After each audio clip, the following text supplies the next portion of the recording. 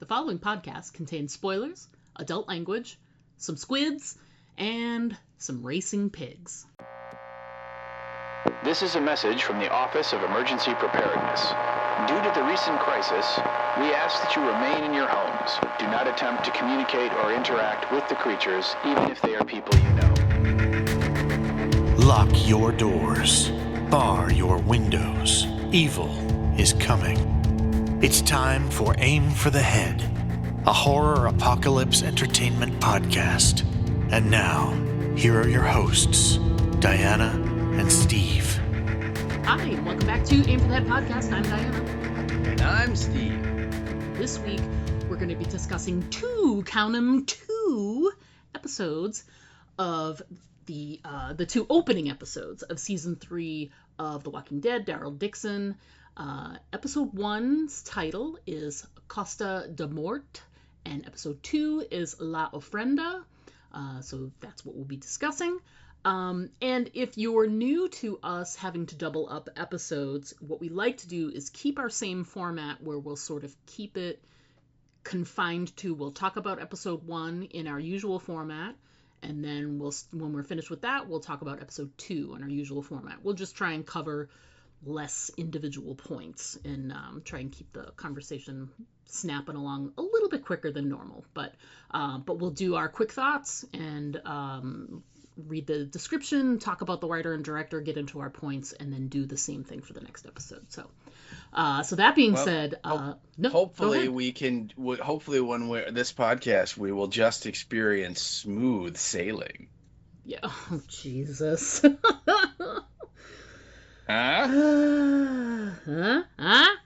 See what he did there? See what he did there, people? See what I did there? See, we're off and running, people. Here we go. Here we go.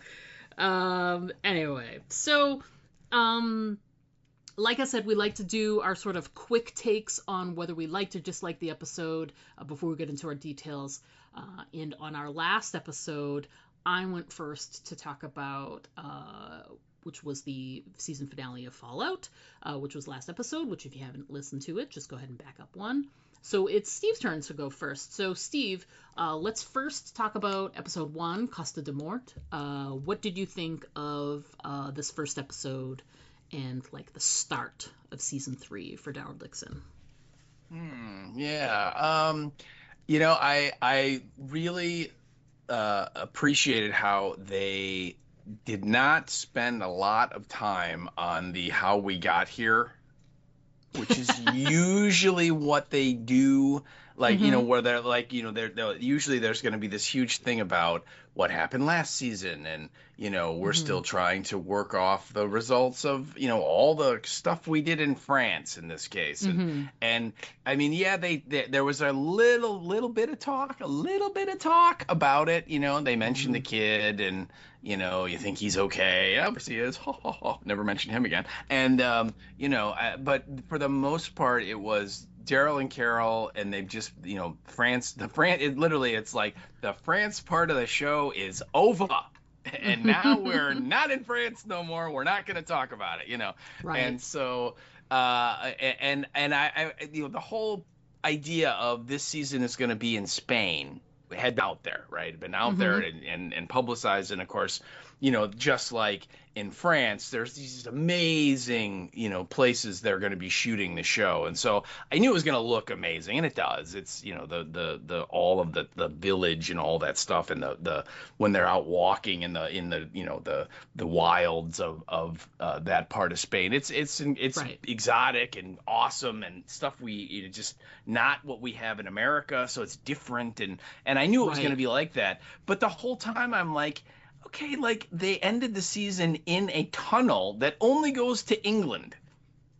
I mean, there's no turns in there, right? You can't. There's no like, oh, let's take this left and go to Albuquerque. No, there's no side channel to Spain. Yeah, so it's like, how the hell did they get from England to Spain? And so I was really worried that they were gonna start this season, and they were already in Spain. And, then there would be this sort of, well, it was better than England was, or some kind of line, or some dialogue of how they got there. And so I was Totally. really relieved that they at least gave us, a half of an episode in England, in the United Kingdom there. So we kind of follow them. Okay, they came out of the channel, they're on the island, they're kind of exploring, and then from there they, obviously they get on the boat and off they go. So I really like that, and I really enjoyed the character of Julian. Mm-hmm. That actor. First of all, if you ever watched The IT Crowd, which is a British comedy series from maybe Mm-hmm. about 10 years ago. Yeah, I mean, the dude's hilarious. He's very Mm-hmm. funny comedian and comedic actor. And I thought he was really good playing, he had a lot of really kind of dark lines in this Yeah. in this episode, and he was great. I was hoping he would last longer than 42 minutes, but unfortunately he didn't. Yeah, so I thought this was a really good setup episode. It really kind of introduced, yet again, the fish out of water idea of, here we have these two stupid Americans that are now in another foreign country trying to figure out Right. how to get the hell out of there. So I thought there was a lot of good stuff. This episode definitely had some question marks for me, though, in terms of Daryl and Carol acting very un-Daryl and Carol-like, which we can Yes. get into. But overall, I was really encouraged. I as much as I enjoyed Dead City for just what it was, and I knew wasn't great, but I just kind of said, yeah, whatever. I'm just gonna have fun with it. This for some reason, this show I think has there's like a higher. I expect more from this show. I think that's the best way Okay. to put it, and I think it's because Angela Kang is an executive producer of it, and I think that she has. I really like a lot of what she did on the main show, and I think that the Dead City could really use someone like Angela Kang Oh running yeah. it, or involved with it. Oh So yeah. overall, I'm very encouraged by it. I want to see where it's going to go, and so far, like I said, some questionable stuff. Overall, I really enjoyed it. What did you think? I really liked it.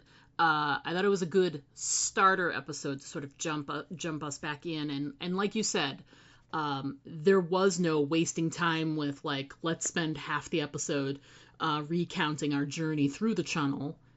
They just were there, Hmm. and had a couple of times where they referred back to it. They talked about the channel slightly with Julian.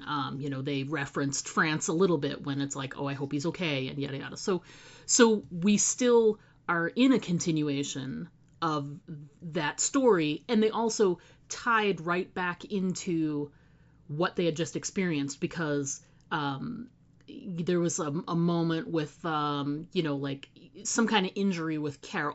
Oh, Daryl, he got stabbed by Cadron, Hmm. and so he was still feeling the effects of the the knife wound or whatever. So it's not long. It's not a long period after when we last saw Carol and Daryl, and they did a good job of sort of placing them in the right time and place based on where we last saw them. I thought that was good. I agree with you in a lot of places. The good stuff, there is no show, even including the main series, that looks as beautiful as this does. It is even if they had an episode that was written like shit and acted like shit and had the worst plot ever, it would still look gorgeous. Hmm. Thankfully, they also have some good writing, some great acting, some interesting situations. I'm not totally sold on whether or not they're good situations, but they're still interesting and they pull you in.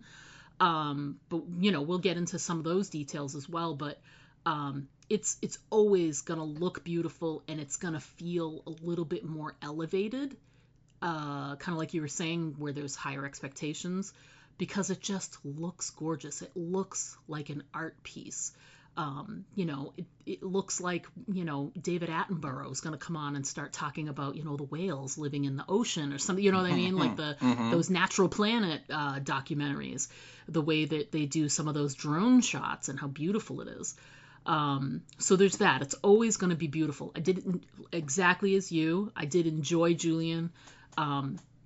But as soon as he mentioned he had a boat, I was like, oh, okay, there we go. That's how all this is going to happen.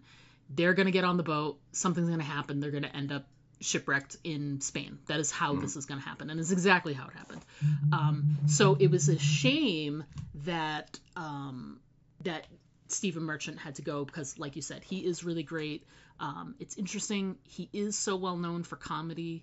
And here he got a chance to sort of stretch his dramatic chops, which I thought was great. And another thing, yes, he is known for the IT Crowd, but he's also the co-creator of The British Office. He and Ricky Gervais are the ones that wrote and pitched and did the beginning of The British Office. So he's really, really like got himself more than steeped in comedy, and that's what he's known for. And I liked being able to see him do something that was sort of stretched him outside that zone that he's known for, you know? I think the only real problem that I'm going to have with this season is, and it's not a big one, it's just a tiny gripe.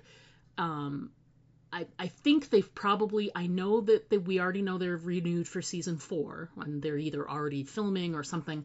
I think they really have to kind of wrap it up by then, because I think they've really sort of worn out the, I can't believe this happened to Daryl and Carol. I can't, you know what I mean? Like, we've got the boat for him to come over, the plane for her to get over, and now they incredulously have the sailboat wrecks, and they're, you know, beaten up a bit, but they survive. And, you know, the boat is there and yada yada. And it's all very convenient and to happen again that way. So I think this is the last time that can happen. The next time that they leave the shores in any way, it has to be the end of the series and they go back. Because, you know, this is, it's getting, I don't want to say it's getting old yet, but it's gonna, if they do it anymore after this, it's gonna really start to get tired. So far, though, I'm okay with it because Spain is beautiful. We'll talk more about that too when we get into the next episode. But yeah, the London stuff was great. Love Julian. Love the visuals for this. I agree with you. Some of the character stuff was out of character for them, and we'll get to that in details. So I would say this is a really good start to the season, and there's lots of room for them to sort of like improve and tighten up even more, but still really, really good television. Entertaining. It pulls you in. I can't believe I'm as, you know, connected to Daryl as I am. Who would have thought that we would care this much about Daryl Dixon, but here we are. Strangely enough, and it's just proving to be, of all the spin-offs, it's I would say visually it's the best out of all of them, including the main series, but it might be giving Fear season 3 like a run for its money in terms of like storyline and things like that. It might be, but we'll have to see. They still have some room to get there, but they have the potential where they could do that because they've got such a good crew here, and like you said, they've got the Angela Kangness going on there too, so that will help them. But yeah, good episode, good start. Can't wait to talk about this and to talk about episode 2. So then let's just do it. So before we get into our individual points about episode 1, let's first talk episode description. And then after that, Steve, you can go ahead and jump into, let's talk about the writer and director for the episode. So Steve, take it away. All right. Well, this week's episode is being brought to you by... Bonjour. If you are traveling and looking for something to eat, then why not try hot dogs in the can? They are perfect for a special occasion, say a last meal before you attempt a suicide mission. And the best part? They have no expiration date. Are they still good? Perhaps. Perhaps not. Who cares? They are hot dogs in a can. Just shut up and eat them, you stupid American. hot dogs in a can, sold wherever stupid Americans are. Yeah. Hey, hot dogs in a can sounds really good to me right now. I want to get some. Listen, I didn't think it would sound tasty, but when you haven't eaten in days, I mean, what difference would it make? I mean, hot dogs are, we know, it's the stuff that comes off the floor of the slaughterhouse anyway. So what does it matter if it's in a can or in a plastic container? I love hot dogs, so bring it on, man. Bring Yeah, it no on. kidding. As many It doesn't matter. And Yeah. hooves as you can grind up in there, baby. The more, the merrier. And that's even, I mean, when my mom or my family, it's lips and assholes, or that's what. Oh yeah. That's what hot dogs are. But it's like, who cares? It still tastes great. It's delicious. And it's so, it's a great choice because it's so unbelievably American. I mean, the only other thing they could have done was been, here's apple pie in a can. But yeah, it's such a great choice. And yeah, if you can find hot dogs in a can, let us know about it. I know. I'm gonna look and see if I can get some on the interwebs, and maybe we can get a can. So, all right. So that now that that's out of the way, the episode in question again. This is the Walking Dead, the book or Daryl Dixon, and this I guess would be called the Book of Daryl and Carol. I don't know. They didn't really give us a third title here, but whatever it is, it's episode 3.1, and that would make it the first episode of season 3. And the description that we have is as follows: a chance encounter provides a potential way home. Daryl makes a tough decision. Does he want hot dogs in a can? No, I don't know what that's. But that is your episode description. So there you go. And that kind of sums up some of the stuff that happened. So there you go. Good for them. There's a few things there. A couple. So not bad. Okay. All right. So let's just chat a little bit about the writer and the director for the episode. Oh yeah, sorry. I was waiting for you to don't jump right into the opening scenes here. So anyway, no, I forgot. It's been a while, people. A whole week. We're out of practice. So the writer and the director for both this episode as well as episode 2, it's the same group. So okay, cool. And much like Fallout and much like the past seasons of Dead City as well as Daryl Dixon, I think we're gonna find that the vast majority of our writers and directors are people that are involved with the show already. Right. They're not bringing in these free agents from just that are writers or directors that are out there and say, hey, will you write the episode this week? Since there's only 8 episodes or 6 episodes in a season, these people are running their show, telling their story. They want to write it themselves, and this is no exception in that the 2 writers for both of these episodes are Jason Richman and David Zabel. Jason Richman is an executive producer, and David Zabel, he's the showrunner for this show. Mm-hmm. He gets the created by credit in the opening credit sequence. And just going over their stuff real quick. Jason Richman. It's kind of funny because when I run down the shows that both of these guys worked on, it's like, oh, I know why they're working on this show together.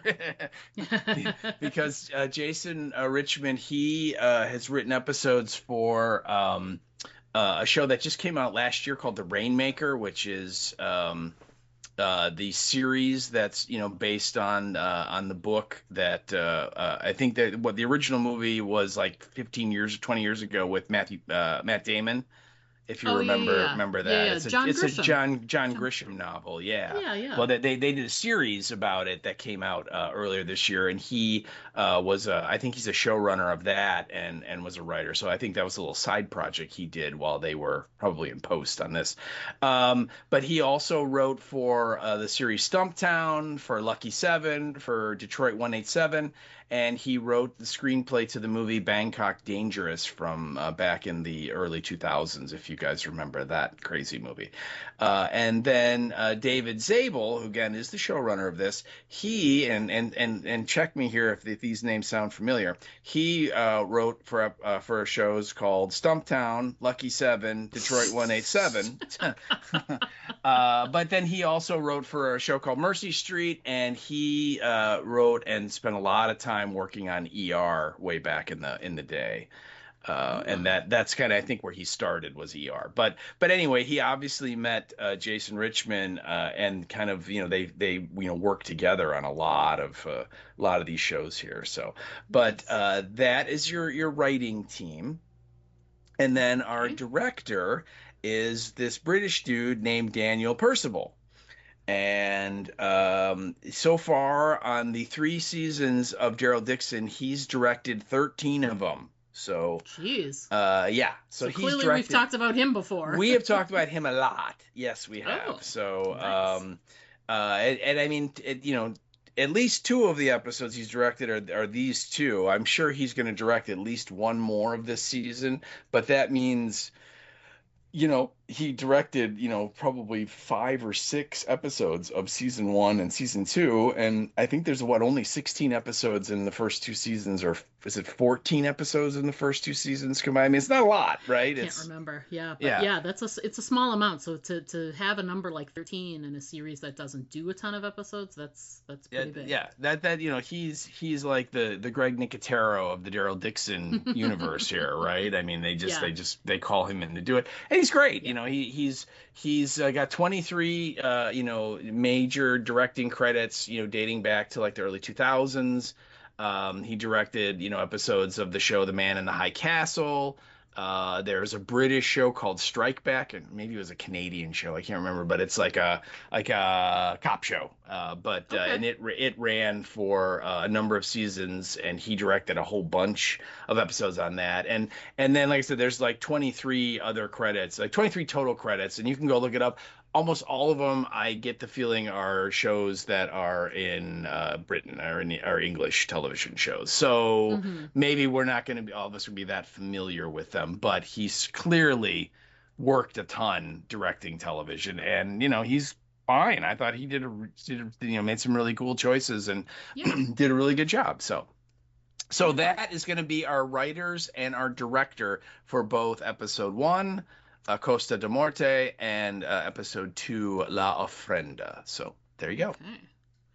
So jumping right into episode 1, the first thing we get is we both wrote about it.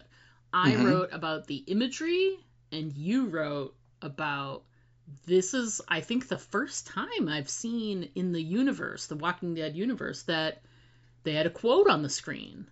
Which is just something they don't normally do. So let's talk about the quote first. I think actually there was an episode from the original show where it literally had said "what," and then it said Rick Grimes. But you're right. I don't. You're right. I can't. When it happened, I was like, ooh, I was like racking my brain, and I couldn't remember another instance where they opened a show with like an actual graphic of a quote. I mean, lots of times we've seen like graffiti on the walls and things like that, but that's like stuff that's actually in the episode, right? It's not just, it's put in the opening or part of the episode. It's had to be painted in or added in post or whatever. This wasn't something that was intrinsic to the scene. This is something extra.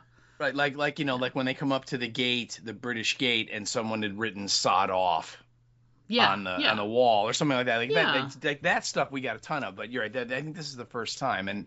And just real quickly, it's like a poem, or part of a poem, and it just says, "I have my dead, and I have let them go." And it's written by a poem named, we have the initials RM, and then the last name is like Rilke or Ralke. I'm not sure how you pronounce it, but yeah. And I just thought it was again short and to the point, but I think there's a lot of significance there. I mean, obviously you have the dead, you have the ghouls, but also the past. And sort of, learning to live with the past. And, Carol is very introspective in this episode, talking about the Chunnel stuff. When they were, tripping balls on bat guano and, seeing all kinds of craziness, right? And, she saw Sophia and he saw the girl, whatever her name was. Isabel, I'm forgetting what her name is. Isabel. I was going to say Elizabeth, but that wasn't right. Yeah. And of course, Quadrans, saw his brother. Right. And so on, and they were kind of finally, kind of sorting that out and talking about. So I think that quote had a lot of meaning, Yeah. but yeah, the visuals that we got were Oh yeah. incredible. Yeah. I mean, the quote comes up as they do this beautiful drone shot of these white cliffs, and Of Dover. it's so beautiful. It's Mhm. just so beautiful.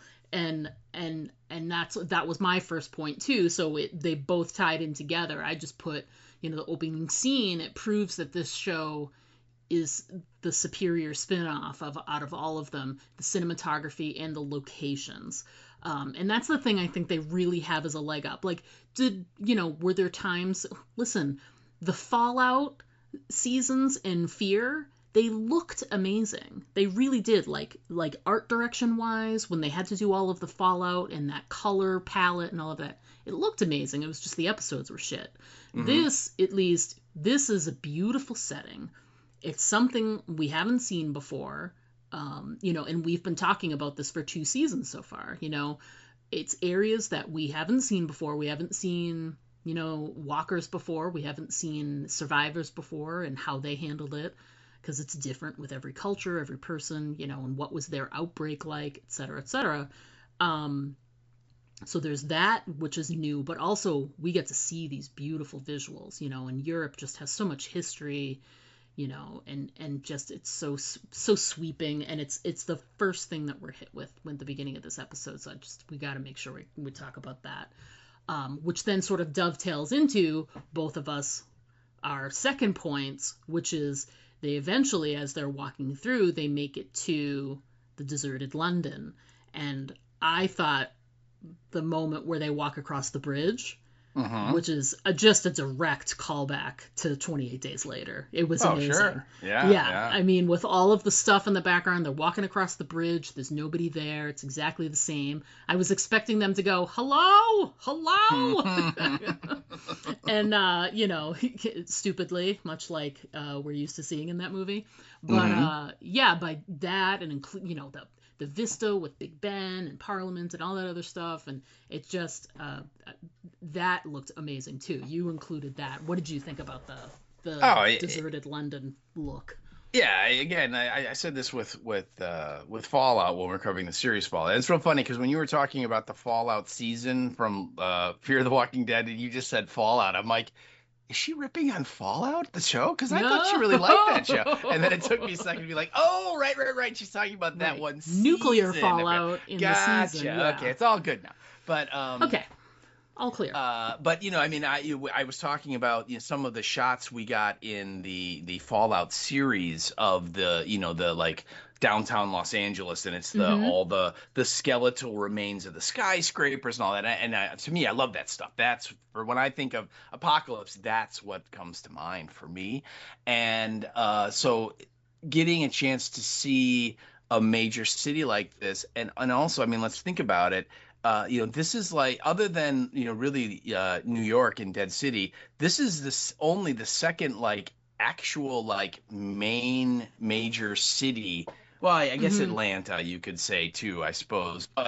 But in terms of London has all of these like landmarks that everybody Oh knows. yeah. Yeah. Everybody knows Big Ben and Parliament and St. Paul's Cathedral and the Eye, which is the Ferris wheel, and there's Mm-hmm. the kind of the pointy police or telephone company build. I mean, all of these places they're iconic world known places, right? In the Mm-hmm. Thames and all that. And other than like New York City, that this is the only major city we've ever seen in the Walking Dead universe. What does it look like? Right. What has happened to it? And again, I'm not discounting Atlanta, but I mean, are there really a lot of like landmark buildings in Atlanta that you're like, oh yeah, that building, Mm. Yeah, not as you know, identifiable as some of the no. London stuff is, for sure. Yeah, yeah. And I mean, again, people who live in Atlanta, I'm sure they know what all the buildings are, and I don't mean to belittle them or say anything that anything's bad or whatever. I'm just saying, I'm a dumb American who's never been to London, yet I know all of those buildings. You know what I mean? I'm Mm-hmm. familiar Yeah. with all that stuff, and so yeah, I ate that stuff up. I thought it was great. Even though, and if you watch the little featurette, it was like all green screen. It doesn't matter. I really liked it. It was, because I think they said they like had to like make parts of Spain look like London for those scenes. So they and literally they like put like facades over the Spanish buildings on some of the streets that they were in to make them look British. Oh yeah, it's incredible. Yeah. It's amazing the stuff that they can pull off. Oh yeah.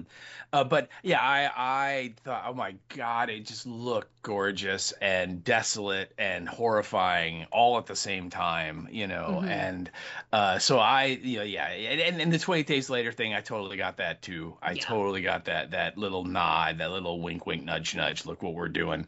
So yeah, but I mean, let's go back to you, like. When they, because we started with they're sort of walking and they're like not in London, they're like just in England, and they come up and they're going across the little bridge, and she's talking about the steering wheel's on the wrong side, and all that kind of stuff, and so when they do that, and then we get that first shot of London itself. What did you think when they went there? It, just as you were saying too, it's such a recognizable skyline, it's just as recognizable as a modern New York, like we said, for Dead City. Mm-hmm. There's a couple of buildings in LA that are identifiable. I mean, the Hollywood sign for Fallout sure. TV show, you can see that. But yeah, it's just, and like you said too, I've never been there, but I know what all those buildings are. It immediately puts you in a time and a place, and the callback to the 28 Days Later, then it puts you mentally in another time as well. And, seeing that, it's almost like a little personal Easter egg there, but yeah, I just think it added so much. And it was funny to hear in the featurette about how they had to do a lot of green screen stuff, but even though it wasn't like really shot there in London, it's still, they did a really good job of like sort of painting it to look like London. It's really, really well done. It looked great. Yeah. The second part of your point about the deserted London, you make a couple points about Daryl and Carol, and we should talk about that. Oh God, yeah. I mean, again, as beautiful as it was, and this was like the biggest nit that I'm gonna pick about this episode, is that Daryl and Carol are acting so freaking stupid when they're in London. I mean, right. We have to constantly remind ourselves that these two people have survived the zombie apocalypse for like 16 years. Yeah. Right? Or 18 years or something. I mean, a long freaking time. Okay. Absolutely. And they were walking around London like it was day 2. I mean, they were literally, well, I say they were literally walking around like Rick, in the pilot episode. Yeah. Or like the kids in the Walking Dead World Beyond. The World Beyond. Yeah, I mean, just like inexperienced. Yeah, and it's sort of like, really, you guys are going to go into this major metropolitan, urban center in London, that in England, that has a population of, like 2 or 3 million people when there were people, and you're not. I mean, it's just like, what are you expecting you're going to find there, really? I mean, and then they're surprised when, oh wow, there's a lot of ghouls here. It's like, of course, you idiots, and I mean, and like if the channel didn't give you the strong idea that it's quite possible that organized society in England has kind of gone. Yeah. Because the Channel Outpost clearly had been abandoned for a long time when they got there. That's the first thing. But then when they come up to that checkpoint, and that's the one where it says sawed off, and first of all, it's the gates wide open. There are like, decayed, almost bleached out skeletal remains of ghouls or people everywhere. Yeah. There's the military equipment that's just gathering dust, and they're just like, let's just keep walking and see what. Let's check this out. This is fine. and then they so they go down the street and they find the ghouls in the phone booth, and then suddenly we get some really kind of interesting ghouls that are like the vines and the Yeah. vegetation have like grown through them, which we kind of got a little bit of that in World Beyond too. So it's not Hmm. like we've never seen that, but we've never seen it like this. And but I mean, I mean, it's one thing for Rick Grimes to be 2 days out of his coma, and yes, he's been told that the dead have come back to life, and he's kind of seen a few of them. And it's one thing for that guy to go clippity cloppeting into downtown Atlanta and Yeah. rounding the corner on his horse and running into like 10,000 ghouls and be like, oh, this is bad. you know that's one thing. But these two people that have survived the apocalypse this long to do it, I really had a hard time going, yeah, Yeah. sure. Yeah. And I mean, then once they get into well, first of all, let me just ask you, what was your thoughts of their whole approach to, yeah, let's go just like walk into London as far as we can.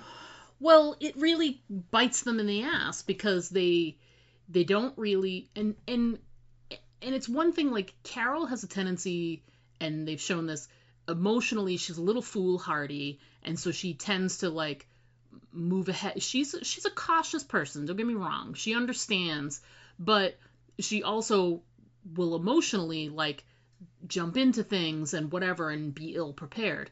Daryl, I expect better of him. I expect him to, approach things like, leaning up against the wall a little bit, like be a little bit more, glancing around the corners to see what there is. They're like walking down the middle of the street. They're not, he doesn't have the crossbow out like ready to shoot at a moment's notice. They're just like slung over his shoulder. It's just very like their whole demeanor is very Mm-hmm. we don't know what we're doing, you know. And I agree. I did like the new like sort of Walker look. And you're right, we have had sort of like the overgrown sort of like weed like walkers that are part of the vegetation, but in this instance they actually kind of got up and moved around. So they were kind of like Swamp Thing walkers a little bit too, which was really Mm-hmm. interesting, because they had all this vegetation on them. And I thought there was that really cool one that like the neck was broken almost, and the head was totally to the side, or Mm-hmm. it was really really interesting looking. So that was cool, but for them to get themselves into the situation that they were in, where they were backed into a side street, like with no place to go, where they ended up having to like break through those doors to get in, Mm-hmm. and they were really struggling to get out of there. It's in those moments where I'm not afraid for them. First of all, they're the main characters, so I wasn't afraid for them, but I get mad at them, because like in that moment where they were like, where Carol like broke the glass and was trying to reach her hand around to get to the lock and whatever, and I'm like, who are these people that are struggling with this Yeah. door lock, and why is this happening this way? Because they're so much better than this. um Yeah. Yeah. and it, That's and just it, my conti- thing. and it They. yeah, and it continues on, because like they go into the apartment, and this apartment building, they just randomly pick an apartment and break into it, and they're It's walking very around posh. it. Right, it is very posh. And they're walking around the apartment in exactly the same way, where they're like not checking around the corners, making sure. They never did the thing where they like knock to see if Right. Make some which noise. is, Right. they do that everywhere, and they They just do that didn't. everywhere.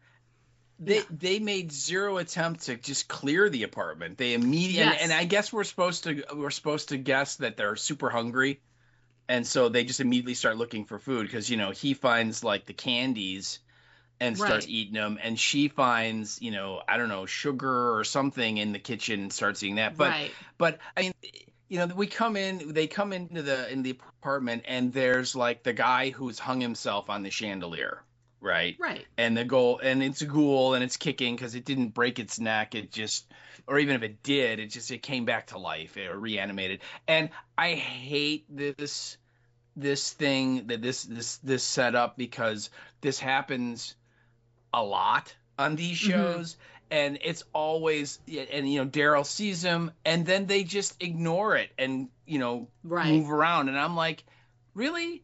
And He's hanging by the chandelier. I mean, it's like Right. at any minute it's gonna come crashing down because it's not designed to hold the weight of a body. And when it sees you, it's gonna start kicking and moving and causing. It's like, no, you go kill that ghoul right away. Why leave it Yeah. alive? And it's like, you And guys know better than that. Yeah, and they leave it, which is unlike them, but on top of it, they also assume that that's the only ghoul that's in the apartment. Right. Which is, again, not like them. They would always make absolutely sure, check under the closets and under the beds and whatever. You do all of that stuff, and they don't do any of it. And then I think too, there's a little bit in this sequence of just like TV tomfoolery, in that Carol is in the kitchen and a ghoul kind of surprises Daryl, and so they're kind of struggling and making he's making noise, like a ruckus is going on, and she hears that.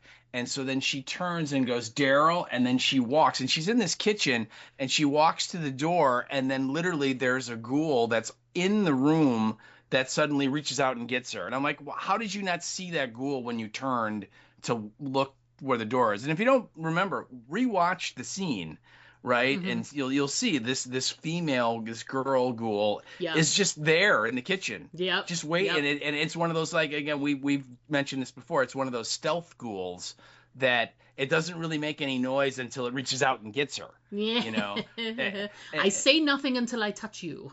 yeah. And again, it's just like that, the fact, like you said, the fact that they did nothing that we know they know to do when they're in that building. Just, it bothered me, because it's like, come on, and you're right. I was right there with you, right alongside you, going, they are in zero danger of dying. Right. This is 10 minutes into episode 1, and they're the two main characters. I don't think they're going to die. You know what I mean? It's like a pretty good feeling they're going to get out of it, but it's annoying. It's like, come on, you guys know better than this. And that whole part of it really, really bugged me. So. Yeah. Then they also they end up staying in this apartment building for a few days, but the reason that they're staying there and they're stuck there is because there's this horde that's come along and it's just milling about in the really, really, and the thing is, you have to understand, like, they did a good job of one thing, is that London has a lot of really narrow streets because they're so old, and so they have this really narrow street in front of this apartment building that they're in, and it's just filled with, like, walkers, just, like, teaming back and forth. Oh. Not only is that street, but they look in, at the intersection on both sides, it's just jammed. I mean, there's got to be, I don't know, 8,000-9,000 ghouls in this vicinity, shoulder to shoulder. The thing that always bothers me is, and it would never bother me in these situations, except you've seen people use these methods to get out of situations like this. They've got, you would assume, the ability, and they even said they've been in all of the apartments, because they made a comment about how they went through everything in the apartments like 10 times to be able to find food, and they're getting to a desperate point because it's like 2 days later. So why in that time did they not pick an apartment that was far away from where the front door is and do something, like throw some type of, whether it's a bottle of fluid, like a Molotov cocktail or something, like do something that would draw the walkers away, because right now the problem is the walkers, the shamblers, they're always focused in on a singular thing, and that singular thing is in that area. They have to break their concentration and send them in that direction, like away. And once they do, if they can get like 50, 60, 100 of them to go in that direction, the others will go with them too, because of that shambling, we'll follow the crowd kind of thing. And if they had done something like that, it may have taken a while for them to shamble away, and maybe it still would have taken 2 days, but by now it would have eased off a little, and maybe they could have gotten away through the front door.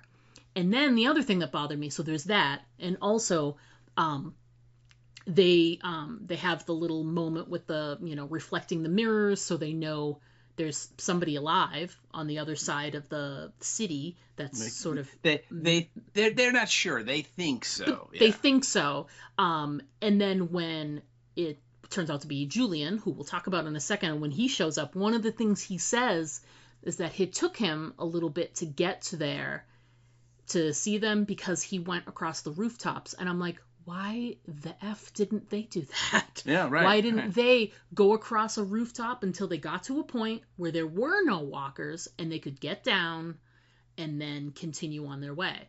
Yeah. These are smart people that have gotten out of so many situations. And for them to just be like, well, there's a bunch of walkers in front of the door, there's no way for us to get out of here, is just so amateur. Well, and then when Daryl, like, the only plan Daryl comes up with is we'll break out.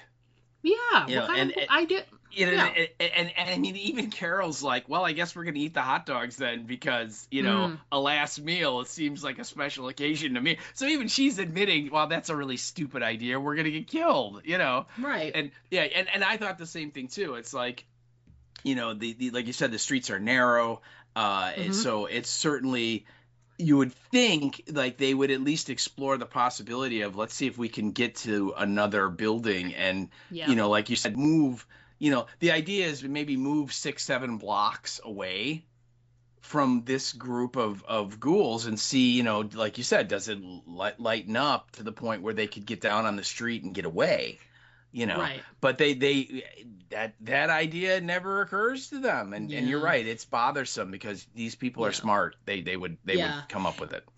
And I think if they needed them to stay put so that they could follow this storyline, and they wanted Stephen Merchant, they wanted Julian to show up in that manner, in that way, that's fine. But you have to make the characters the same as they've always been, that we're used to, and perhaps they tried something and it failed. Yeah, we, now we're out of flame, we're out of like fluid or fuel because I threw that one Molotov cocktail and it only drew 100 of them away. And, like, add a little piece of dialogue about how you've tried things. Oh, we can't get to the other buildings because they're too far away. We don't have a rope or something. Because it is, when Julian shows up, he has a rope, and that's how he gets he's got a whole like climbing kit. Yeah. I mean, he's got pitons and all that stuff, right? So I mean, that dude is outfitted, so he's got the equipment. Whereas you would see Daryl. I could imagine them like tearing like bed sheets and tying them together and something like that, and then they're like, it just doesn't work. Yeah, and think about it too. Daryl's character has always been the guy who can't stay in one place for too long. He gets really sort of itchy and he wants to be mobile. That's just who he is and how his character has always been sort of drawn for us. So I find it hard to believe that he would just sit still in this one apartment and just stay there for 2 whole days without attempting something to be able to get out of that building, So I just think it would have made it just a scotch more believable if they had made some type of comment about, where the building is it's a shame. We picked the one apartment building that it's too far away from the buildings next to it and we can't get across. Oh, that sucks. We tried to draw them away from the door and it's not working. We'll have to try and come. So our only choice is to try and break through that. And, great, we'll have the hot dogs and celebrate and then we'll go and kill ourselves. The hot dogs and the stout. Yeah, exactly. The stout. But yeah, it sucks because it's like, it's the start of the season. We start out with these beautiful visuals and we're like reminded, oh, that's right. This show, it looks beautiful. They always back it up. They've got these interesting storylines or whatever. And then as soon as they show them in the city and they're just being very un-Daryl and Carol, like, it's almost like right off the bat, you're like, oh man, really? Yeah, and then that sort of stretches out. Thankfully, it feels like came to an end at some point, and will probably differ on where it sort of does come to an end, but it was just sort of like it was a weak way to sort of start out the episode, which is a shame because it looks great. And the introduction of Julian, so interesting. It's the first time we've had like sort of that mirror sort of thing happen. So it's cool to have that sort of play out, but all of the setup to make that all happen just wasn't sitting on really good foundation. It's a little weak, considering how strong these characters are and how accomplished they are, you know. Oh yeah. I mean, I know they do make an attempt early when they're like in the village, you know, like the countryside where, you know, they're like there aren't any people, and then Daryl goes, there aren't any walkers either. So you know, they're kind of I'm guessing that's like supposed to give us the idea that they believe that, oh yeah, there just are no walkers or ghouls in England at all. And I'm just like, really? You know, it's like, come on. And so, again, when they walked through that checkpoint and, you know, it clearly looked like, okay, this checkpoint's been abandoned for, you know, a number of years, right? I mean, it's not like last week they were there. It's like, no living person has been in this area for a long time. And they're just like, let's just go strolling right. It's like, no, it's like, come on. You know, the population of this town, this city is so massive. You know, if only, I don't know, half of the population, you know, it is still there as ghouls. That's like 500,000 or more ghouls. Right. You know what I mean? It's just like, no, you just, no, the big cities like that, unless you're armed, like you have a tank or something, I mean, it's a death trap. So yeah, you're right. That really bothered me. My once Julian shows up, they start acting less dumb, you know, and more themselves, but they don't really they're not put in situations like this for the rest of the episode. So we'll have to see if, you know, the dumbness returns now that they're in Spain. So, but, but yeah. But anyway, so now Julian comes in, and I know you wrote some stuff about him. So I just put that he's a great character, you know, and he's, again, he's still kind of like that fish out of water, because he, you know, he claims to not be very skilled at certain things, that it was more like his mates that were skilled at stuff, we come to find out. So he's a great character, he's very relatable, and it's too bad that he's gonna have to die, because it's obvious that he's not gonna, because you can't say you're gonna have your season take place in Spain, start out in London, and introduce this new character and have him last. The only thing was, in my head, I was like, okay, he's going to die.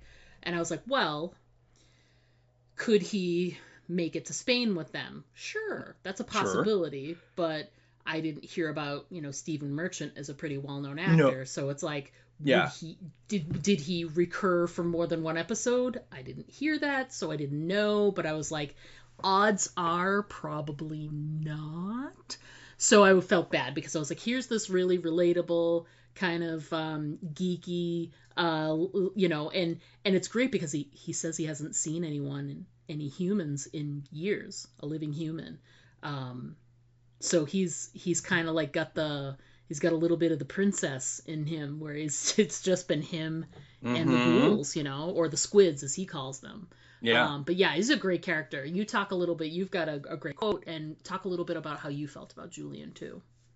Yeah, I agree. I mean, I was once I saw his name in the credits there, which came up very quickly when they started showing the credits. It said, you know, guest starring Steve Martin. I'm like, oh my goodness, I'm like, cool. I was thinking, I had the same thought you did. I'm like, I don't remember hearing that he was announced as a regular cast member. Yes. so I'm like, oh, that doesn't bode well for him. You know what I mean? And he even says in the little featurette when they interview him, and he's very funny in the featurette, by the way. Oh yeah. he says that they called and asked if he wanted to do it, and he said, well, can I do it in like a week, because he had other commitments of stuff he was working on that he couldn't get, obviously he was going to do. So, and they said, sure, we'll kill you off in one day. He said, all right, done. So anyway, he even, going into it, it was not a question of, maybe he'll stay, maybe he won't. It was like, nope, it was a one episode thing. But I loved him because he was quirky, but he wasn't like fish tank crazy. Yes. And that's usually what we run into there. And I think that's what was so great about Princess too, was that, she was crazy, but it was a fun crazy, and she, wasn't like a violent, evil crazy. Yeah. You know what I mean? Yeah. It was, and you get the sense with Julian, it's the same thing, that, he's been somehow he survived, and he's the only one left, and he talks about, they were going to try and, he and his mates were going to try and get away on his boat, but then all of his mates died, and he figured, well, can't sail by myself, so I'm just here. And and yet he is still compassionate, and he's still, not, like I said, he's just not like, oh, I'm gonna kill you in your sleep now, you know what I mean? It's just, so I really like that, and I loved the way that they, he kind of gave us like the thumbnail history lesson of England in the apocalypse. Right. And they did it in a way that I thought was believable. I mean, usually this is the hardest part for a writer to tell their story, is getting the characters to shoot out all this expo in a way that is even a little bit believable, and that people would actually talk this way, right? Right. And usually it doesn't. Usually you're like, no, nobody would ever have a conversation like we just saw in this movie or whatever. And I really thought that they did a good job of making all that expo stuff seem believable, because they obviously told their story of, they got to France, and then they took the channel, and they barely made it out, and so on. And then he kind of was telling his, and he talks about how they sealed off the channel to say seal off Europe, to isolate them from Europe. And then he says something like, things were manageable for a while, and then he stops, and then he goes, until they weren't. And that just tells you everything you need to know, that they set up the walls, and they had the guys manning the walls, and they were were doing it. And then, I didn't write the whole quote, but then he said basically, things just started to break down, and people basically broke off into their own tribes. Right. And sounds familiar. Yeah. Sounds familiar. Yeah. And then, of course, much like Maximus, said in Fallout, is that everybody wants to save the world. We just all have different ideas on how they want to do it. And that's kind of what happened here, was that, the tribes started fighting amongst themselves, and, we should be in charge, we should be in charge. And I'm sure there were a lot of old scores that were suddenly, hey, I'm going to go settle that guy's hash because he cut me off in traffic 10 years ago or whatever, and it just all fell apart, and then, Daryl says something like, and then once things weren't manageable anymore, you guys couldn't get away. And then he goes on to say, first no one could get in, and then no one could get out. And he is very confident in telling the two of them that he is the last Englishman in England. And that is a hell of a statement right there. It is. And you have to think, I mean, he's been there by himself for quite a few years, it seems like. So it doesn't sound like he's just making that up. That really feels like he's done the work. He's observed. He seems kind of nerdily, slightly scientific and observational, plus he's got all this climbing gear. It's not like he's not observing from all kinds of angles from the city. And he mentioned about being able to use Big Ben, so it's like he's got vantage points, and there's just no other people. He just hasn't seen them, and that's troubling. So troubling. I mean, I would like to believe that somewhere in the countryside, a bald Ray Fiennes is there, like steaming skulls and stuff. But that's me, Yeah. right? You know, that's Right. just me. But yeah, I mean, certainly you get the sense that, like, in the London area, he is the only, living human being, Yeah. and yes, I get the sense that if we would have found, like, wherever he lives, he probably has on one of his walls big map of London, and he's, gridded it and has marked off every area he's looked in for food and people. And you know what I mean? It's like he has that kind of nerdy organizational vibe about him that he would do Yes. that. You know what I mean?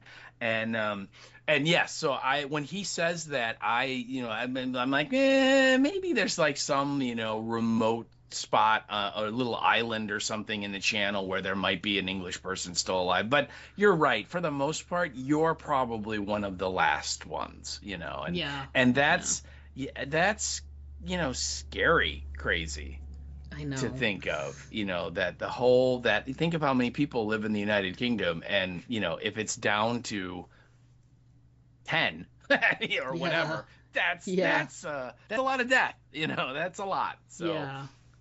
but he mentions the boat, and then immediately, Daryl and Carol turn on the "let's get him to take us to the boat," and They turn on the charm.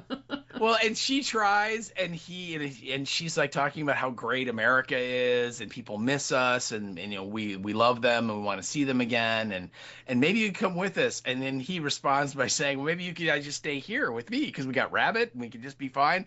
And then Daryl just goes, so where's this boat of yours? Yeah, they were not very chill and cool about it. I was like, oh God, no, guys, like, yeah, give a minute to breathe hang out with him a little longer before you're like, Yeah, hey, right. Can we use you for your sailboat? Oh, that's it, man. We don't really like you. You have something we need. Oh. I mean, Carol gave it at least like 24 hours with Ash before she started to use him for his plan. Yes, right. So, you figure this is it. This is your shot to get back home. Why would you be like, hey, I know we just met you, but don't you want to come to America with us? Wouldn't that be come great? to America. Let's get in your little sailboat, right? And we'll just sail there. And you'll leave all of the stuff it's kind of like with Ash. It's like leave your whole compound. Now, Carol kind of did the little extra mile with Ash in that she kind of destroyed his compound, so he didn't have a choice. But Yes. here, I mean, we don't know where Ash lives, where his little hideout is or whatever. But wherever it is, you have to assume it's stocked. He's got food and clothing and equipment and all that stuff. And he's just supposed to be like, yeah, that's a great idea. Let's the three of us get in this little sailboat and sail across the Atlantic Ocean. Sure, Yep. I want to do that, And he's very reluctant, and he asks, like, have either of you ever sailed? And I thought Carol thought quick on her feet, where she's like, how do you think we got here? But and that convinces him, and he's like, all right, I'll pack up some stuff, and then I'll meet you outside the front door tomorrow at 10 in the morning. And they're looking at each other like, outside the door where all the ghouls are. He's like, yep, see you then, and he leaves. And I love when they're like, how will we know it's 10 o'clock? And he's like, oh, you'll know. Oh, you'll know. Oh, yeah. Yeah. It was really well done. And I think, too, if you think about the smarts of it, too, you were mentioning the thing about how he's got his own place that's probably stocked full of stuff that he's been able to gather from the city and put it all in one place. He doesn't invite them back to his place. He does not. Come with me and spend the night there, and then we'll leave in the morning because I know where it is. Mm-hmm. He doesn't do that at all. He leaves, and he's like, I'll see you tomorrow, outside this door at 10 o'clock. Yeah. So it's kind of a good test. If he changes his mind overnight, he doesn't have to show up. They'll never be able to find him, and he'll be safe. And then if they decide, forget it, we don't think he's going to come, and they just bolt, then nobody loses anything. So it was a really smart sort of setup. And I think it was cool too, because like the setting off of the bell in the Big Ben was really, is really smart. and it got them all out of there. And he mentioned he's done it before. Well, he said he taught himself to do it. Yeah. Which shows me like, wow, this dude, he has been all by himself in London for years and years and years. Where literally, he woke up one day and went, I want to figure out how to make Big Ben work. And he just went over there and did it, and I just imagine him like with a manual, and he's like pushing buttons in there and pulling levers and shit and trying to, what about this? And but yeah, so he taught himself how to make Big Ben work. It's like, okay, that's pretty cool. Yeah, I love it, and it's effective. It's they both are very like, oh, that's pretty smart. So they're pretty, it's great because it gives them sort of this sense of like, they can trust him. He's a smart guy, knows what he's doing. He's lived in the apocalypse this long. So let's do this. Let's get the hell out of here. Yeah. So they do. They get to this sailboat, and of course, eventually, as is what was going to happen, tragedy ensues and things go off the rails, which you knew was going to happen at some point. But I wanted to jump into my next point, which is that, all of the inevitable things happen. They feel like they're getting closer to Julian while they're on the boat. They talk about a couple of personal things. They drink some more whiskey, and a lot of drinking enjoying in themselves. This episode. Yeah. And they're enjoying themselves, and they're all learning bits about the sailing and all of that stuff. And, there's this moment where you're nervous because he's like, oh, I wasn't really good at charting stuff and blah, blah, blah. And you get the sense of the scaredness because it's like when you're in open water and there is no landmark whatsoever. No reckoning. Yep. There's nothing you can do.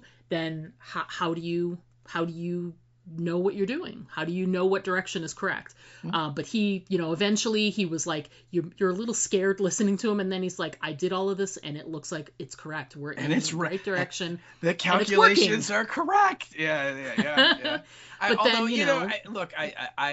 My dad taught navigational stuff, and my dad had a sailboat about that size for a long time. So I never went out in the ocean, but I went out on Lake Michigan a lot, and stuff. And so all I can say is, if you have like a working compass, you know what I mean? It's fine. It's like if you kind of just head, west, you're going to get to America sooner or later, right? I mean, it's, you know what I mean? I get it that, he's doing all the charting and, you're reading, you use they've got the sextant and you use that and, you look at it, you look at the position of the sun in the sky and you can figure out exactly where you are and all that. And that's important. But it's like, dude, you got a compass, just point west, always make sure that you're sailing into the setting sun and you should be okay, right? I mean, exactly. Just follow the setting sun and you're going in the right direction.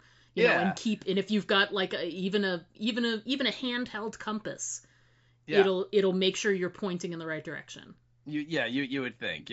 Now, the one thing that happens to them is the one thing they have no control over, and that is the weather. And that is, they have no forecasting ability at all to go, what's the weather going to be like in the mid-Atlantic or the Western Atlantic or whatever. And, they run into a storm, and that's kind of the end of the boat, pretty much. It's, he gets hit by the boom and is, I don't know. Do you think that was a mortal wound? Do you think he was going to die from that hit to his head?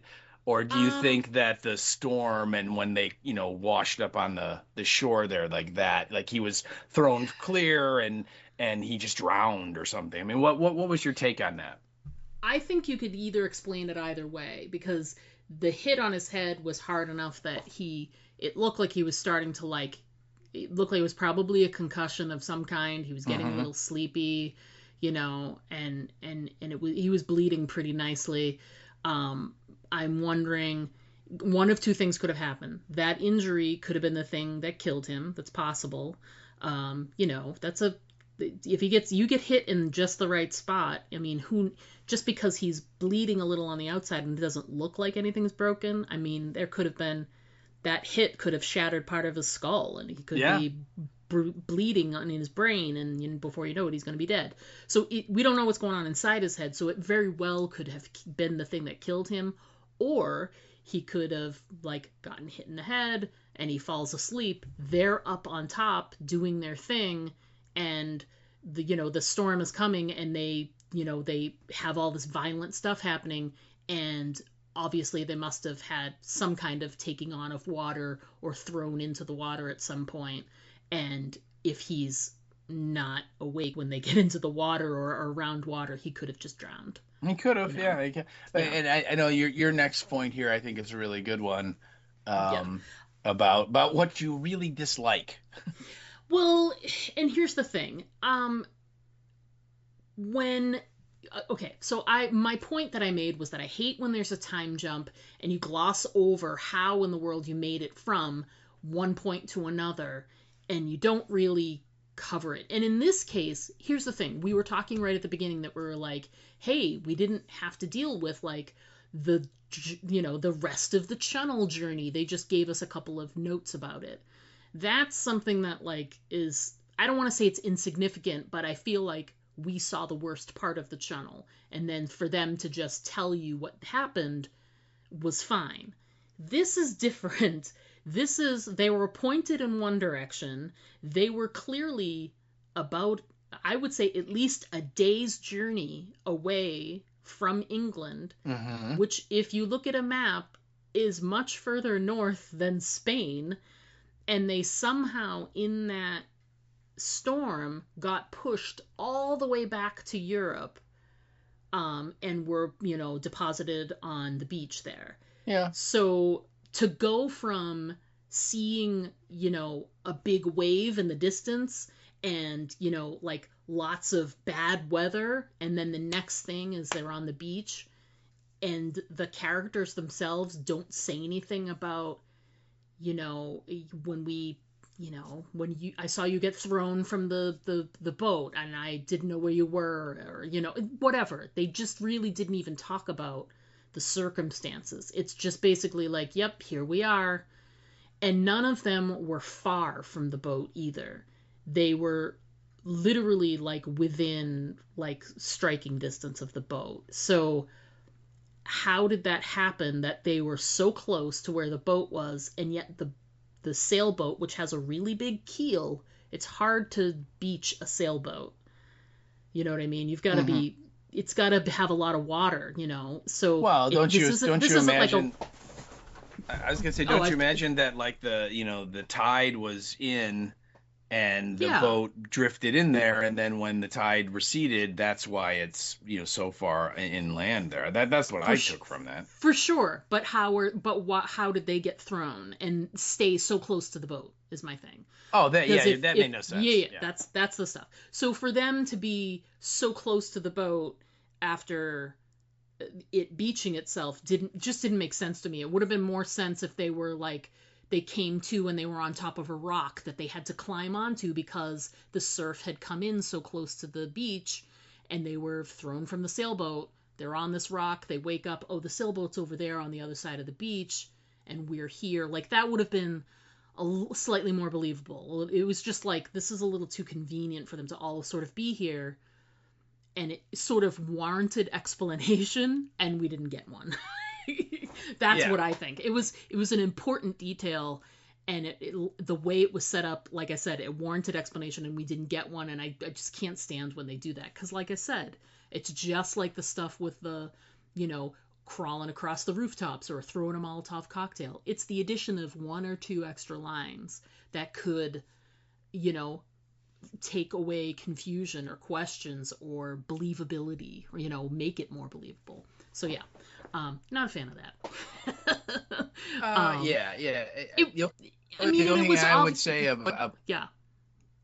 No. Go ahead. I was just gonna say that, they, in terms of, like, how could they have gotten to Spain, because they were, you said they sailed, for at least a day, at least. Yeah. One full day and one full night, and then they were into the next day, and then suddenly the weather turned. But remember, they had to come out of the Thames, so they're in the English Channel. Then they have to sail into the Bay of Biscay, which is, between, France and Spain and England, and then, head west. So they had, that right there, that's a lot. For a little sailboat like that to do, more than, I don't know, 20 miles in a day, that's a lot. You know what I mean? That's, Yeah. because as far as we know, they had no engine, they had no motor. It was all sailing, right? So Right. like a lot of tacking and a lot of following the wind and cutting back and forth and back and forth. It's very rare that you just kind of point the boat in the direction you want to go and it goes when you're sailing. That's not how it works. Exactly. So I could see that that they were not all that far from Europe when the storm hit. And he makes this there's a throwaway line in there when he's they move him into, below deck there, and he's, drinking the whiskey, and Carol's there, and she says something like, make sure you keep the boat, pointed into the wind like I showed you. So Yep. they took the sails down, so they're clearly not sailing now. They're just drifting with the current. And so I don't think it's not that far out of, it's not like they were in the middle of the Atlantic and then the next morning we're in Spain, so It's a little more believable. I just wish they could have thrown just like one little flashback of, oh look, there's some shore we can make it to, or something, anything. Yeah, you're right. And the biggest question is, how is it that both of them end up like on the sand? Yes. Carol's on her back, Daryl's on his stomach. And then more importantly, how did Julian get in the next little beach over all by himself? Right. Because that's what happens. Daryl goes in to look for Julian, as well as, some food or whatever from the boat. And Carol gets up, and she's, got the head wound, and she's kind of seeing triple. And I love it. He's like, that's your worst nightmare. And she's like, there are three of you, and then she kind of stumbles around and then sees Julian. And of course he's got his back to her. And then she's like, Julian. And then he turns around and he's that, and then the fight's on. And then that's when she falls and she lands on that rusted piece of metal that goes into her shoulder that further messes her up. Carol takes a lot of abuse in this episode, if you think about it. Yeah, she does. But I agree. I would have liked to have had just a little bit more as to like how that all happened. And I totally understand, it's the TV show. We don't have the time or the money to show this, and it doesn't matter. Ultimately it's not going to propel the story at all. They're in Spain. That's they're in Spain. The boat's wrecked. That's all we need to know. So so I get it, but it is frustrating. Yeah, and I get that, which is why things like that, when they happen, they don't ruin the episode for me. I just sit there and go, oh man, I wish they could have just really quickly done, X, Y, and Z to make it a little clearer. Right. It just ends up being something that makes me go, oh man. I hear that. But that's fine. So so here we are. We're in España. And they don't know where they are, which is, of course, great. They're pretty sure it's not Maine. They know that. Yes. Which is interesting that they were even trying to shoot for Maine. That didn't make sense to me. Like, was that their plan, to go to Maine first and then drive down to Alexandria? Maine is that part of America. That's the closest part of it to England. So that's you wouldn't like, they wouldn't like, hey, let's like sail to Boston or the Chesapeake Bay, because that's a lot of extra sailing. So I'm guessing that they weren't trying to like get off the boat in Maine. I think they were just trying to sail to get to Maine, and then they would just take the coast southward to get to where they wanted to go. But, although, to be fair, his motorcycle is parked in Maine. That is true. See, and maybe he wants to settle the hash of some of those guys that put him on the boat in the first place. We don't know. Yeah. Remember me? Hi, I'm Daryl. I'm back. Yeah, that'd be hilarious. So we meet two entirely different groups of people. The first ones show up when it's dark out. And is this great hilarious scene where, you know, Daryl's trying, you know, they show up and they're on horses and they've got torches and, you know, they're speaking Spanish, so, but, you know, I think they didn't do subtitles on this one. They were just like, you know, Spanish speaking. They didn't really speak all that much at all, to be honest. The extras from Conan the Barbarian, they didn't really say a lot. It was the guys in the Hummer that we see in episode 2. They were speaking more. Yeah. But, so we meet the nighttime raiders at first, and they look very. I love your note that says the extras from Conan the Barbarian. They do, because they really do. I mean, because it looks like they've got some type of skull headdress. You know, you can see like the horns of some kind of animal. It's like that they're wearing. It's like a bull or something, you know what I mean? It's a big skull with horns, so like a bull or a moose or something like that, an elk, you know, something. And and I mean it is. I mean it looks just like Thulsa Doom and his you know retinue from Conan if you're familiar with Conan. So So they show up and they find the boat, of course, and they start rooting around in the boat and grabbing what they can.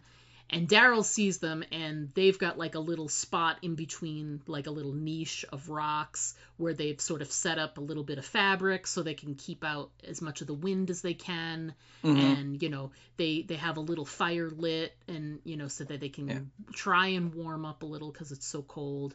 Yeah. And we should say too that Carol has, like, you know, her wound in her shoulder has gotten infected, so she has a fever. And he does the whole surgery thing where he, you know, heats up the knife and the pliers and the fire to sterilize them, and then he pulls out this little piece of metal. I love it when he says, "I got to cut out some stuff." And she's like, "Stuff," you know, and so he does all that, and they even do the standard. I have whatever it is I took out of the person, and I drop it in the metal cup, and it clinks. I mean, you get that as a standard thing, whether you're Matt Damon on Mars or you're Clint Eastwood in Unforgiven. It doesn't matter. They always get the clink sound, and so she's kind of like trying to recover, but she's still like she's sick, like she's almost like maybe getting sepsis because of the infection. She doesn't, and they don't have any penicillin, they don't have any medication to fight this, and so she's very feverish and, you know, very weak, and, you know, has to kind of stay in bed, and you know, he's kind of running around doing everything for her. Right. Yeah.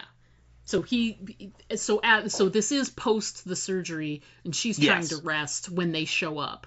And so he comes over to try and quiet her, and he pulls the blanket down, like the piece of fabric they've got. He puts out whatever, like fire or lamp, any light that they have. He puts it out, and he pulls the blanket down to cover them. And she immediately is like, "I'm burning up, Daryl," and she goes to pull it, and he like claps his hand on her mouth, and is like, "Shut up, lady, shut up." I know, there's this great moment where they're sort of laying on their side. He's got his arm around her, his hand clapped to her mouth, and she's watching with him while these people are like going around and like checking out the boat. And blah blah blah. They're ransacking the boat. Yeah, and they're looking around, they're investigating, and they don't see anything, and they eventually leave, and obviously they Daryl does a little reconnaissance. They took all the supplies that they could and then ruined everything else as best they could. So yeah, and it's daytime, and then we meet group number 2. Daryl is he's hunting, right? Doesn't he get a rabbit? He gets a rabbit, and well, no, they leave the boat, and they're like walking, and they find the sign, remember, that indicates, it's in Spanish. So and then she's great. She's like, "Well, we're not in Mexico," and he's like, "We're in Spain, amigo," and then they're walking along, and remember, this is where they see like the walkers or the ghouls that are in the nets that are suspended in the trees, and that's like, what the hell's going on with that, right? You're like, okay.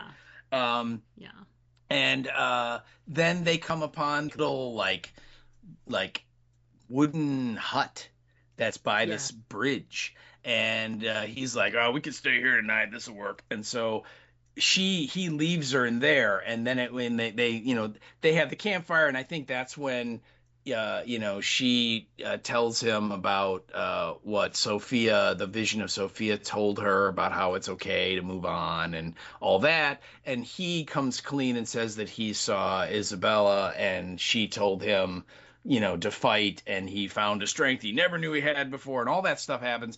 And then the next morning he's out hunting for the rabbit, and that's when he runs across the guys in the Jeep or the Hummer or whatever it is. Yeah.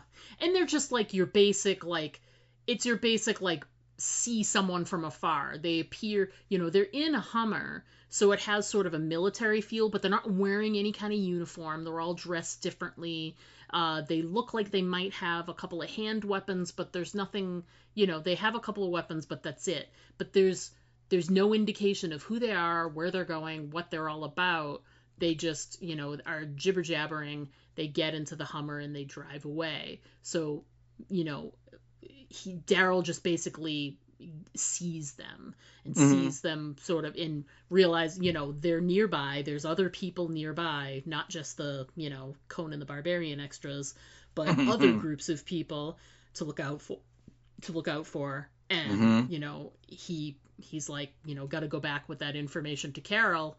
And, so he gets there, and, this will come as no big surprise to people who know Carol and her impulsive nature, and she's gone. She gone?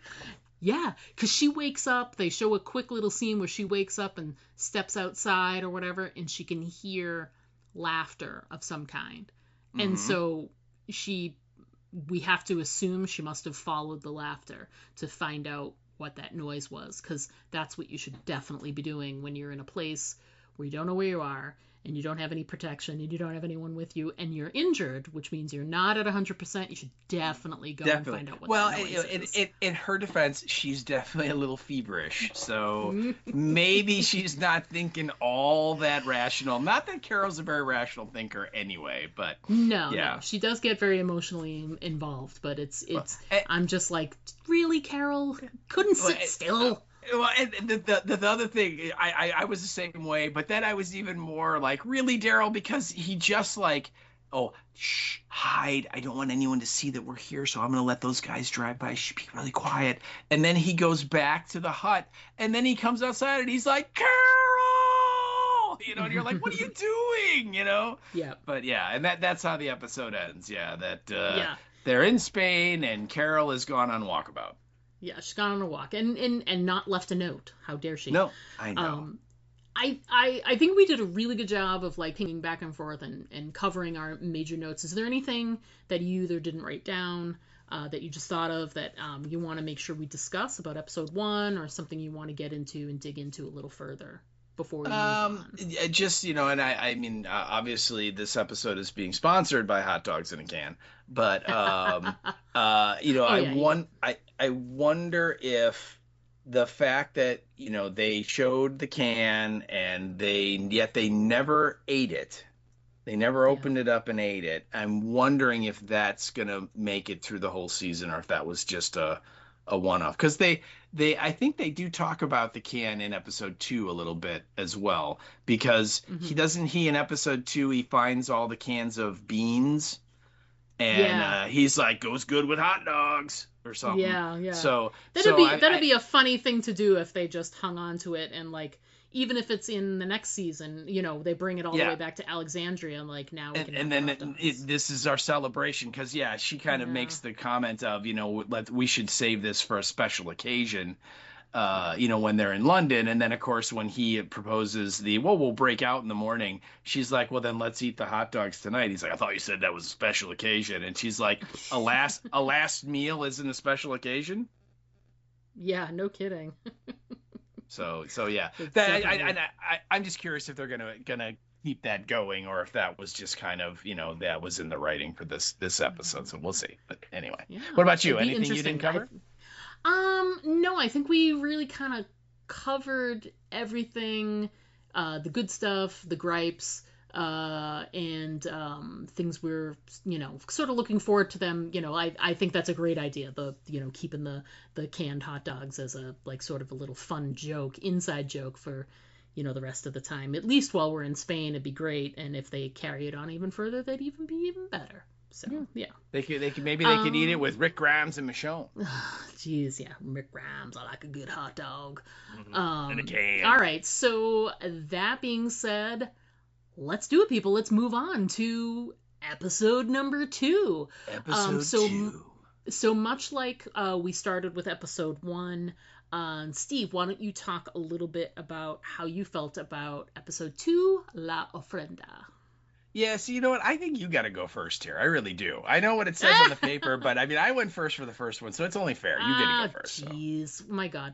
All right, so I did like this. I always like seeing a new society, a new group of people, see what they're like, what they're all about. I got a lot of remember the group that Nick found in that Danny was a part of. The La Colonial. Yeah, the Laconia, because they were, they were very, guarded. They had a nice gate. They were kept inside. They had really strict rules. Mm-hmm. They had a really strange ceremony Yeah. to keep them going. So it gave me like some vibes of that. It's not exact, but just it gave me some vibes that reminded me of that. It's got like all this history because of the way it looks and these traditions that they're trying to hold on to as much as they can, whether it's these antiquated sort of offering that they're doing, the name of the whole episode, also this they're still embracing like a royalty. There's still a member of the royal family that's alive, and it's interesting how they, here we are in the future, as it were, but this is a group that has really tried to steep everything they're doing into the past. And I think that's really interesting, because I think this is really like the first time we've seen a group in the apocalypse that's really doing that, that's trying to like bring back like these old traditions and et cetera, et cetera. So I think that's really interesting. I like a lot of these new characters. I think they're really feisty and interesting. I like the guy that's the Uncle, is it Federico, and they just call him Fede as a nickname. He's in charge pretty much. Yeah. I think he's a cool character. I like Paz. I think she's cool.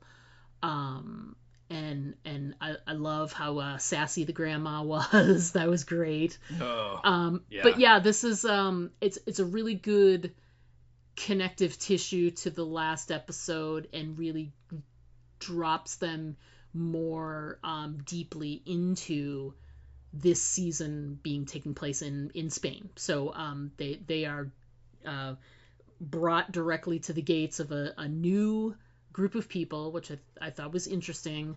I love any time you can get a group of people that have a community that's got a big gate like that, because that's something I think of. I'm like, the first thing I would do in the apocalypse is build some fencing around my house in some way, however I could do it, you know what I mean? Because that's the thing you need, is to keep things out. I think it's interesting how like sort of secretive they were at first about, they don't trust strangers, which, can you blame them?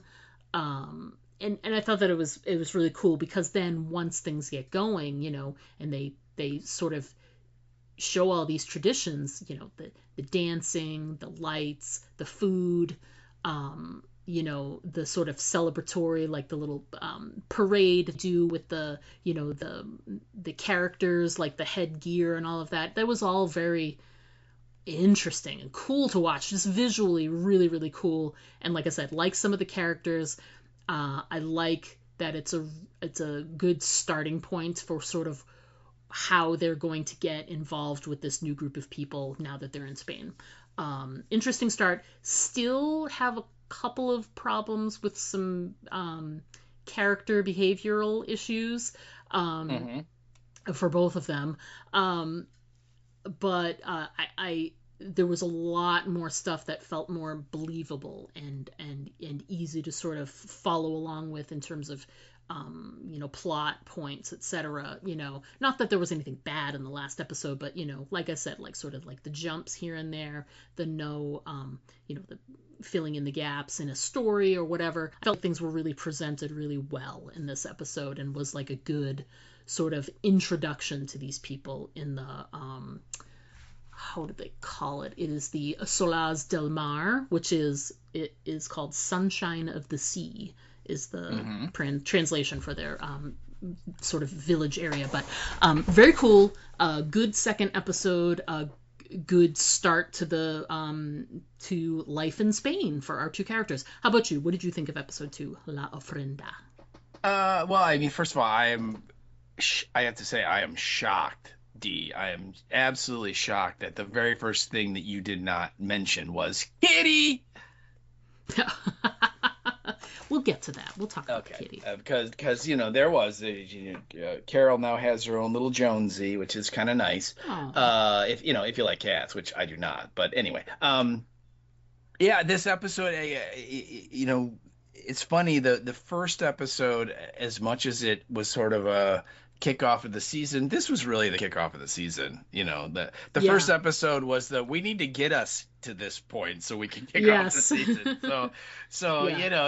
This is where we're really getting into the meat and potatoes of the season, where we get the setting. We're starting to get some of the players that are going to be, the pieces that are going to be on the chessboard, right? We've, like you said, and you mentioned some of them. We've got Fetty, who's the mayor of the town, and we've got Roberto and Justina, which are the young lovers that can't be together, and we've got Roberto's father, and I can't remember what his name is off the top of my head, but then we have Paz, and of course Paz is apparently romantically attached to the woman who is going to be the queen of Spain at some point.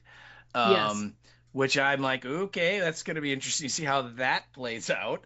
But and then we also, we get the guys in the Jeep, they come back into play, and Daryl ends up basically killing all of them, and how is that going to affect what's going on? And then, like you said, we learn a little bit about this town and some of the weird customs that they do, and including the La Ofrenda festival, where it's this big party, but there's also kind of something dark and icky going on at the same time. And they're all just kind of, it's kind of like Shirley Jackson's The Lottery, and a lot. It reminded me a lot of that, that everybody gets all gussied up and they put the light bulbs in and turn the electricity on, and they cook up all the food, and they got the dancing, and it's this incredibly festive, fun thing. But then there's also this kind of really icky, uncomfortable thing that's going to go on as well that everybody knows about, but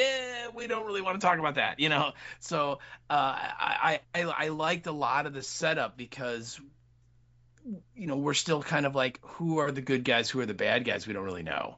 We don't really know for sure who are going to be, that's the guy that's going to twirl the mustache, and that's the the person that's going to be on our side. So I'm really intrigued by it. I think they showed us a lot of stuff in this episode, and they have not really paid off on any of it yet, or very little of it, and I'm curious to see where it's going to go. So and I agree. There was also some parts where you're like, okay, are Daryl and Carol acting like Daryl and Carol should be acting here? But we'll get to that when we get into the points. So, but again, overall, this episode was easily as good as any of Dead City's last season, I would say. I mean, easily as good, probably better, I would think, if I were to go back and look at all of them. So. Yeah, probably. Good, like good episode, not great, but good, and in a good start, so that you know like where they're sort of planning on heading. They give you like an indication of like what path they're gonna kind of be taking, which is cool. Yeah. It's interesting.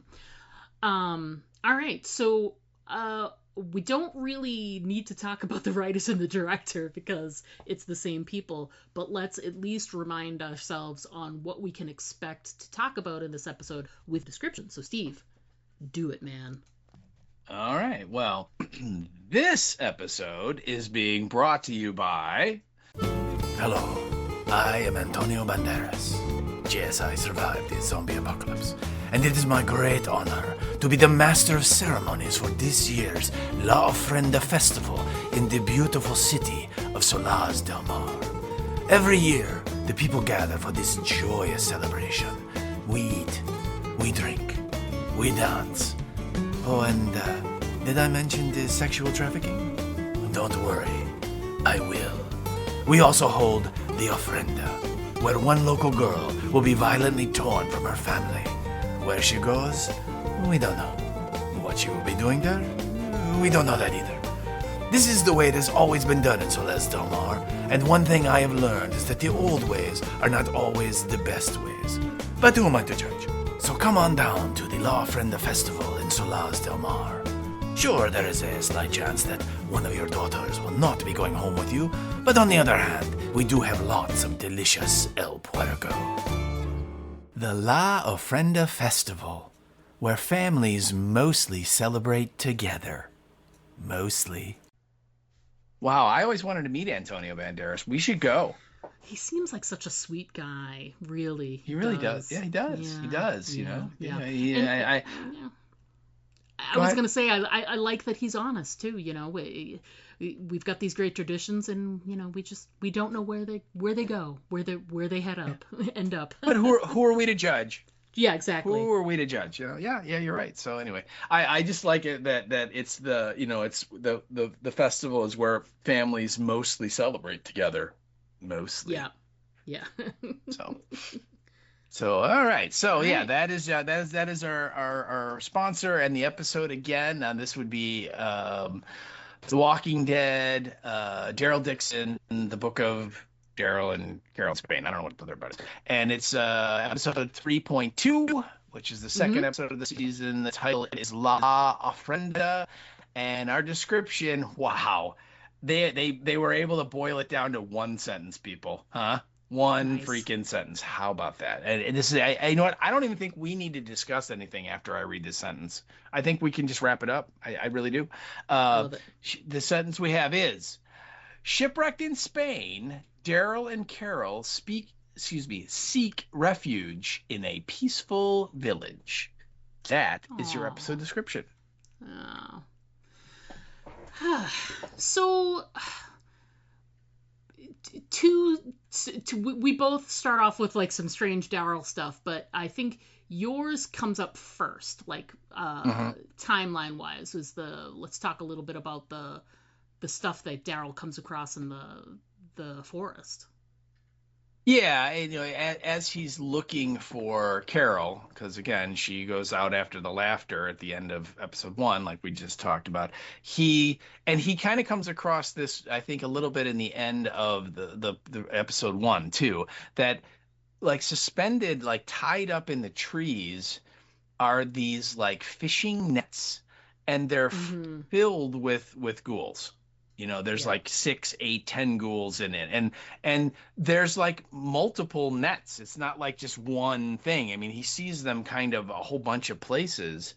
And I mean, it's like, what's up with that? It's like, Yeah. why are they doing that? What's, you know, is that like a trap that, you know, the idea is you let the people you want to kill come underneath the net and then you drop the net on them and then the ghouls eat them? Or is it storage? And if so, why would you store them that way? That doesn't make any sense. You know, so I'm just intrigued. What the hell? What is it? What's it about? What did you think? I don't know. The thing is that it's got to be something separate. It's too far from the town to have much to do with them don't you think? See, Like, I mean, because when they first come into town, there are multiple people that are sewing those nets sitting about in the oh, town. I So didn't I catch got the that. sense Good catch. I I got a sense that okay, so clearly they're doing that for some reason. I don't know. I don't know. Um, But yeah, I'm like, what's up with that? But a little bit later on when they first get to the town, we see that like these people like they use the ghouls like horses or oxen, and they have them all chained together and they're pulling wagons and stuff. And so maybe it's some way they like round them up in the wild, and then when they need to get more, they go get them. I don't know, but yeah, I'm just really curious as to what that is and why they're doing that. yeah, I hope we get an answer. I hope it's not like some kind of MacGuffin that's just gonna stick around. No Yeah. pun intended, around. I hope Uh-huh. we get some kind of explanation for what those are and what they're Yeah. using them for. That would be Yeah. great. Um, and so we have Daryl finally finds Carol, and she did follow those voices, and there's this like young couple that are in the water. Looks like they're, whatever, they're on some kind of journey. They've got their bags and whatever. And she's all lovey-dovey, like, oh, they're perfect and whatever. Mm-hmm. But then She's feverish, okay? yeah, no kidding. But it quickly falls apart. There are some people. We come to find out it's that same group of guys from the Hummer that Daryl Mm-hmm. saw before. And so they come by and they are clearly looking for someone. So it's obvious that they've kind of run away from something or they're hiding out from someone. They're trying really hard to keep themselves hidden in the water and they fail miserably. They get pulled out of the water. They're talking with these guys and it's all about, where are you going? And they're like, oh, we're not from here. They're trying to explain, we're not from here. We're from someplace else, and da, da, da. They're trying to make it seem like they're not the people these guys are looking for, or that they have anything to do with anything that's local. And then it starts to get contentious. There's a little bit of violence, and finally they're like, well, we have to. Basically, they're like, we have to kill them. They can't know about us or whatever. Mm-hmm. And so one of the guys puts his gun to the young guy's head, and then out of nowhere we get the crossbow, the bolt into them, and then it's clear that obviously Daryl is helping in this circumstance, so he shoots the crossbow at like 3 of the guys, and then they chase away the final guy with the gun, and then go back to talk to this young couple, who they are, where they're from, get their information, and they're not really good at hiding who they are. They don't have their story straight, which that's like thing number one. Like if we come across people, what will we say? And so they, they're doing good at first, and then they're like, is it the village nearby? Yes, no. They screw it up. Yeah, So, it's like, which one is it, kids? Yeah, so they pounce on it. They realize they know more than they do, and they're trying to get them in every which way. Will point us in the right direction. They won't want to take you. They will if you go with us. They're like, yeah, they don't like strangers, whatever. And Daryl's trying every which way to sort of entice them to either show them where to go, bring them there, help them out in whatever way they can. And they're just like, listen, we'll give you whatever you want, but we can't go back there. We're not going there. We're not going there. And finally, Daryl takes out his gun and holds it in the kid's face and is like, my friend needs help and she's not going to die because of this. So we need to go and you need to bring us, Well, pretty much. And Yeah. I think that Justina mentions that her grandma is a healer. And Yes. so that's Daryl another, is that's like, another well, positive. Yeah. Yeah, and so Daryl's like, well, fine, we're gonna go see her then because my friend needs help. And and you're right. Roberto is like, we can't go back there. I'm sorry, we can't. And he's like, we'll give you food, we'll give you some of my medicine, we'll do all that stuff, but we're not going. And Daryl's not having it. He's like, nope, you're going, because they basically say, like you said, that the town won't let in strangers, and then he's Yep. like, well, they will if you're with us. And so so Yeah. you're right, he forces them to go at gunpoint. Yeah. How did you feel about? I didn't like that. I felt it was very un-Daryl like. It was very extreme for him. Yeah. I think and I think Daryl can get emotional. He's very protective of Carol. Their relationship is very important to him. And, she's injured, but she's not like, I hate to say it, but it's not like she's got a broken bone. It's not like she was shot. Yes, she has an infection, which needs to be taken care of. I understand that. But it feels like he went like 0 to 60 really fast. How about you? What did you think? Mm-hmm. You know what? I actually kind of believed it in that, you know, when his mother slash girlfriend slash platonic friend, I don't know, whatever it is they have between themselves, when she is like on death's door like this, I Mm-hmm. think he's like, I don't care. I'm going to do whatever it takes to give her a chance to live.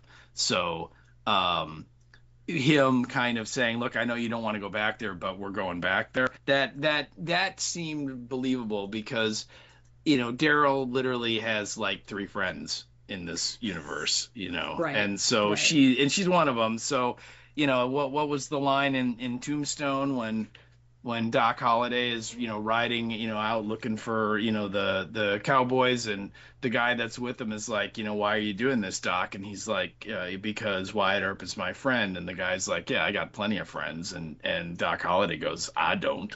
Yeah. Yeah, I mean, and it's just sort of like that's Daryl, and that, this is like one of the few people that you can count on one hand that he actually cares about. He's going to do whatever it takes, and everybody else be Yeah. damned. So I was a little more understanding of it, I think. I understand his emotion. I just felt like it was un-Daryl like for him to. I didn't think the emotion wasn't genuine. I felt like his jump to it was quicker than we've seen it in the past. That's all. I just feel like it escalated really quickly to me. But to each his own. To each. So Kitty! he does get them to bring them to this town. So we're introduced to the town, and the first thing we see is your note there. It was really smart. Yeah, like I said, like just a minute ago, that this town, like they're using the ghouls as like horses to like move and pull wagons and things, and they literally have them chained up with like neck collars and stuff, and they got the guy ringing the bell to get them to come and move, and it's like, what, other than the smell, it's a great idea. Right? Which, I mean, let's be honest, The Walking Dead has never really addressed the whole idea of how awful does this universe smell. When I Right. mean, you have like rotting bodies walking around, and particularly in the main show when they're like in Atlanta when it's like 110 degrees and humid. So it's got to be just. I mean, it just the stench must be unbelievable, right? And yet Yes. nobody ever blinks about it ever. No one ever goes, "Ooh, that smells bad." You know what I mean? It's just they gloss over that. So other than that aspect of it, I think it's very smart. It's almost a little, very similar in some ways to the Dead City guys of like, we're going to use the ghouls to create fuel.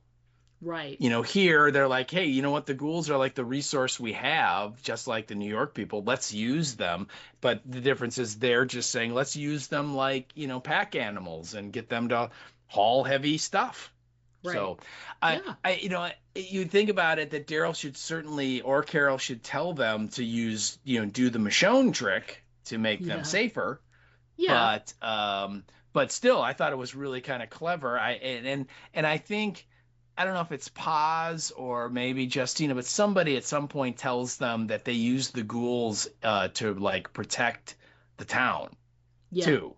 So they're like outside the walls or something, is like a kind of like a barrier, but so that if some force was going to try and break into the city, or the town, they would have to, engage the ghouls first before they could Right. get there. I'm like, yeah, that's very sanctuary-ish. Yeah. We've seen that before and stuff. So yeah, I thought it was really clever how they did it, and I gotta say, I loved the door with all of the spikes.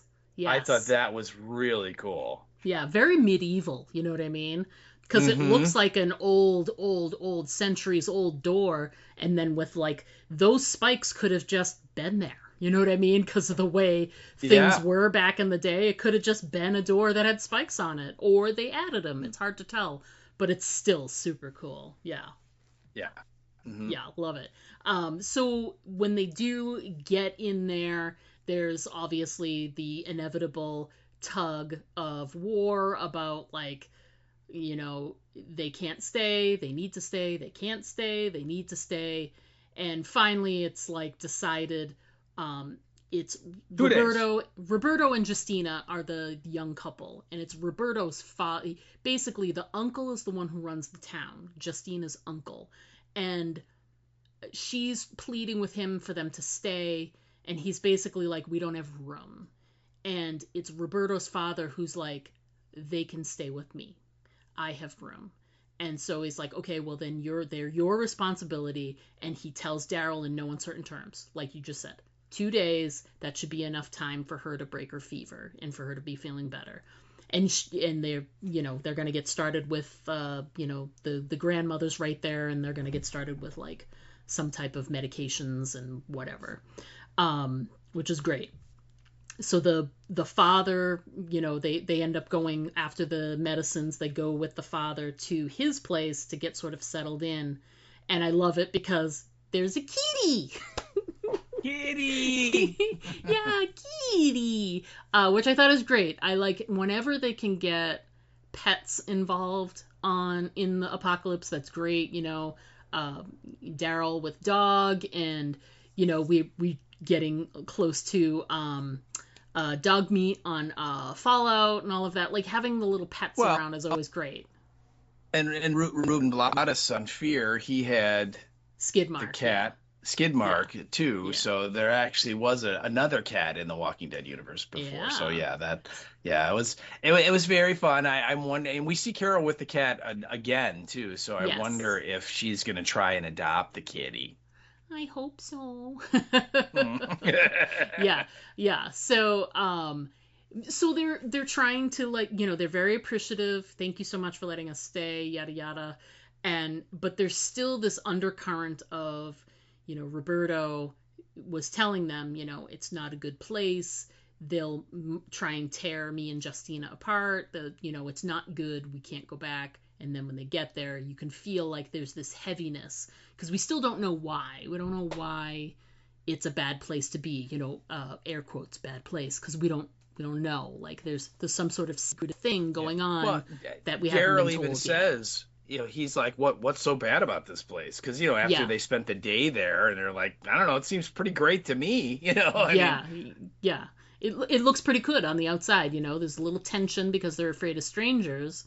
But other than that, there's, as they come in, you see people, working with the pigs. So there's like livestock. There's people gathering water from a water source, a well. Thank you. And then, like you were saying, the women were sitting there and repairing those nets. And there's people in little spot, and then there were kids that were playing with a ball, and it looks very playing soccer, and it looks very normal. It looks very pre-apocalyptic in a lot of ways. And so on the surface, it does. It looks very harmonious and peaceful and calm, and there's a lot of community happening there too, which is something everybody is always striving for in these like little tribes that break apart, as Julian was calling them. And Daryl knows how hard it is to get a group to work together and do all of those things. So when you see it working, you're like, what's the problem? Really, what do you, why this is the place you are running away from, and it's dark and evil, and what are you talking about, kid? Yeah, so this is great scene. You included the quote when, Roberto was talking to Daryl about stuff and gives him a little bit of insight into what's going on, and you included a really great quote from that. Yeah, and it's I think it's that night, and Yes. Roberto is like making dinner, and then great because Daryl's like, so can I borrow some tools to fix my boat? With like the bull in the china shop. There's no Yeah. there's no setup at all. It's just can I borrow some tools? Yeah. And of course Roberto's talking about how much he loves Justina, and when he says, when I'm not with her, nothing is good. Do you know how that is to feel that way? Because my Yeah. father has forgotten. And then Daryl responds, well, maybe he's just old enough to know that that ain't the only thing that matters. And Yeah. uh and then Daryl goes right back to that. So can I borrow some tools? Yeah. So back to what I But was talking about. Yeah. right, but yeah, I mean, these two kids, they very much. I got a real strong, Romeo and Juliet kind of vibe. Yeah. Like That we can't star-crossed lovers. We can't be together. yeah, Kind of. Yeah. the sort of like they truly, there's true love there. They truly love and care for each other, and yet circumstances probably are going to prevent them from being together, and Yeah. it's got that vibe. It's not they're I'm not saying they're following the plot of Romeo and Juliet, because they're not. I'm just Yeah. saying they kind of, like you said, they have that vibe of the star-crossed lovers that is probably going to be tragic in its result. Yeah. But yeah, and so they kind of have that, and then the next morning Carol, of course, is feeling a lot better. Fever's broken, and she's super excited, and they're making the barbecue out on the grill, and got all the food, and what did he say, the barnacles, which are a delicacy, and all this stuff, Yeah. and that's when the entourage from the South shows up. Yeah. Yeah. And now we kind of learn a little bit about why Roberto was so anxious to get the heck out of Dodge. Yeah. It's great because when they do show up, Roberto's dad, and his name's Antonio. Is it Antonio? Okay. Yeah. They step over to sort of like, there's like almost like the lining the streets sort of vibe as these people from the South come in there, and they've been explained that they're royalty, or still related to the old royal line. And so Antonio gives a little bit of exposition there, and it's a great way because, they show up and he's able in a couple of lines to sort of explain what it is, why they're there. They've been able to maintain some of the royal family, and they visit all of the places in the country, like all the places that are part of their sort of kingdom. There's an alliance, and the whatever other communities are part of their alliance, they visit them, like, say, once a year. And when they do, they come with supplies, and that turns out, like, the supplies are guns mostly, guns and Yep. weapons, and there looks like there's a couple of bottles of liquor in there, and the usual suspects of things that would be in a box like that. And it Well, eventually it looked to me like there was a lot of medical supplies too. Yeah, there was some medical stuff like, too, which was really good. Yeah. And it takes a little bit because people are like telling 75% of the story and then backing off, and then another 75% of the story, and then they back off. But then it becomes clear through a couple of different scenes that the point is that for some reason this royal family, or the people that are in charge of this alliance, they once a year will get what they're calling an offering, and that's what the La Ofrenda is. Is there's an offering given to them, and it's in the form of a young girl, and there's like there's a sort of lottery that's done every year, and it's all these It's a sort pig of race. and these young women who are, it looks like, I'm gonna say, to make it clear what's probably happening, childbearing years. Basically, maybe. like, once they are of childbearing years up to like young 20s or whatever, and come to find out that for the last 5 years, Justina has been a part of this lottery and hasn't been chosen. So they're sort of riding on this whole idea that she's been lucky for 5 years, so she's destined to probably get picked this year. Like, it's like someone can't be that lucky for that long. And you gotta kind of like understand, like, yeah, when it comes to numbers, they're probably right there. Right. And my thing that I noticed, and I really want the answer to it when we get there, because, you know, we see that there's obviously this previous relationship. There's some sneaking around with Paz and the wife of the royal guest or whatever, that they have some type of past. But it's interesting to me that all these young women of a certain age are included in this lottery, and Paz is not.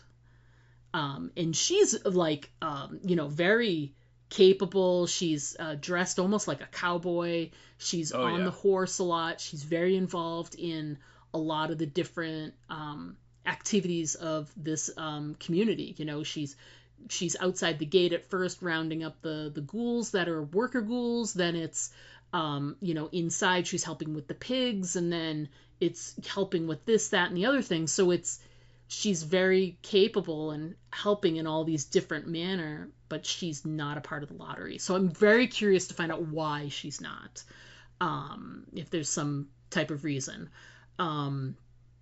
But I guarantee if they find out she gay, they may just be like, yeah, maybe you need to be added into the lottery. You know, it seems like there's some secretive nature going on with that. So that'll be interesting to find out. So they do the whole No, go ahead. I'm sorry. I was gonna say that I was wondering that too. Why is it that this girl is, you know, excluded Special. from participating? And I'm wondering if the gal who is the wife of the royal, I'm wondering if there was some kind of bargain that was made when she went. You know, the sort of like, I'll go, but in exchange of me going and you getting me, you know, this girl is always out type thing, you know. There's got to be some reason, because you're right. She certainly seems to be in the age group of everybody, all the other girls that are participating, right? So, I mean, she doesn't seem to be older than Justina is. And Justina is still they seem pretty contemporary. Yeah. So yeah. Why is it that she's not, you know, included there? So it's I'm guessing we're gonna find that out. I'm guessing that as we develop that relationship between those two gals, we'll figure, you know, there will be some explanation as to how Paz has sort of been excused from the festivities. So So we see the whole festival come to fruition. You know, it's a pig race. They embroider their names and put it around the neck of the pig. They have this pig race, so it's completely unscientific. It's kind of ridiculous in a way. But anyway, so the pig that makes it through first is the winner, using air quotes, and that's the girl that will be in the offering. And it's this young girl, Alba, and it's her very first year submitting as part of the offering. So she's obviously of age. And did you not, like, later when that's all finished and then it's nighttime, they're having their feast under the lights, and it's very celebratory looking, you know, and people are enjoying themselves, you know. But whenever they showed Alba, she's kind of dressed up and got all this floral garb on. Did you not get Midsummer vibes there? Oh yeah, absolutely. Oh my god, she looked exactly like when Florence Pugh is in the whole dress, like, you know, that iconic look from Midsummer. But yeah, she's not happy. She's really very scared, because come to find out there was when they showed up, the royals, there was a father who was upset. Where's my daughter, whatever. Where's my daughter? It's been 5 years now, and no word. I don't know where she is. So it's kind of like, here's this offering, but then they don't know what the next thing is. It's all very secretive. Yeah. You don't know, are they being married off to some important person? Are they being set up in some brothel somewhere? Are they going to be chattel that, produces royal heirs? Maybe they have to be with other members of royalty. Who knows? It's not clear, and it has this layer of tension there. But there's also this level of acceptance. They accept the bad in order to get the good, which is the protection that they receive from being in this alliance. And there's what does Fede say, that it's like a sacrifice that has to be made or something? Exactly. But you and I both included as our next point, Carol. Carol's just not great at keeping her mouth shut. And she should have, and she didn't. And there's this great interplay where she's trying to, she's not trying at all. I take that back. She's trying to get her point across, and she's making the point that, it's kind of barbaric and it's very backward thinking to just sort of give your daughter away without going. And of course, she's very emotional about it because she's really feeling her loss of Sophia lately. She had all those visions lately, and also the thing in the channel. So it's very top of mind for Carol right now. And, losing her own child. So she's obviously just putting herself in the shoes of all these other people. And so she speaks out. And I gotta say, man, that's really the worst possible time, not the best. It's the worst possible time to make your feelings known in a judgy manner, is when you're going to do it towards the people who have just helped you out and have pretty much saved your life, because you could easily die of an infection. You're totally living on their charity right now. Yeah. And yet you're gonna call him out, and you know what's bad, when even Daryl is like, "Hey, do you want some more wine?" Hey, yeah, he was can I have literally some more trying El Porco, please. Yeah, he was trying to run some kind of sideways defense, shut up, Carol, shut up, Carol. Shut the fuck up, man. Oh yeah. No kidding. Yeah. I really felt for him. He did the best thing he could. But yeah, you included the quote she says, which is dude, just shut up. Yeah. She goes, she's talking to Fede because they invite them to sit at the mayor's table, right? To be really, being very hospitable. And so, she's talking to Fede the mayor about, this is amazing. And again, like you said, with the exception of the whole sex trafficking thing that's going on, it's an amazingly looking festival. Everyone's having a great time, and the food and the wine. I mean, it's, they're living large right there, and everybody is enjoying it and having this good time. And then she's like, you're thank you so much for keeping us here, and your town is beautiful. And then she goes, but some of your traditions are a bit surprising. Yes. And the mayor looks at her like, uh-oh. And then Daryl's like, oh, no. More wine, please? Right. And then he's like, could I have some more of that El Porco? Yeah.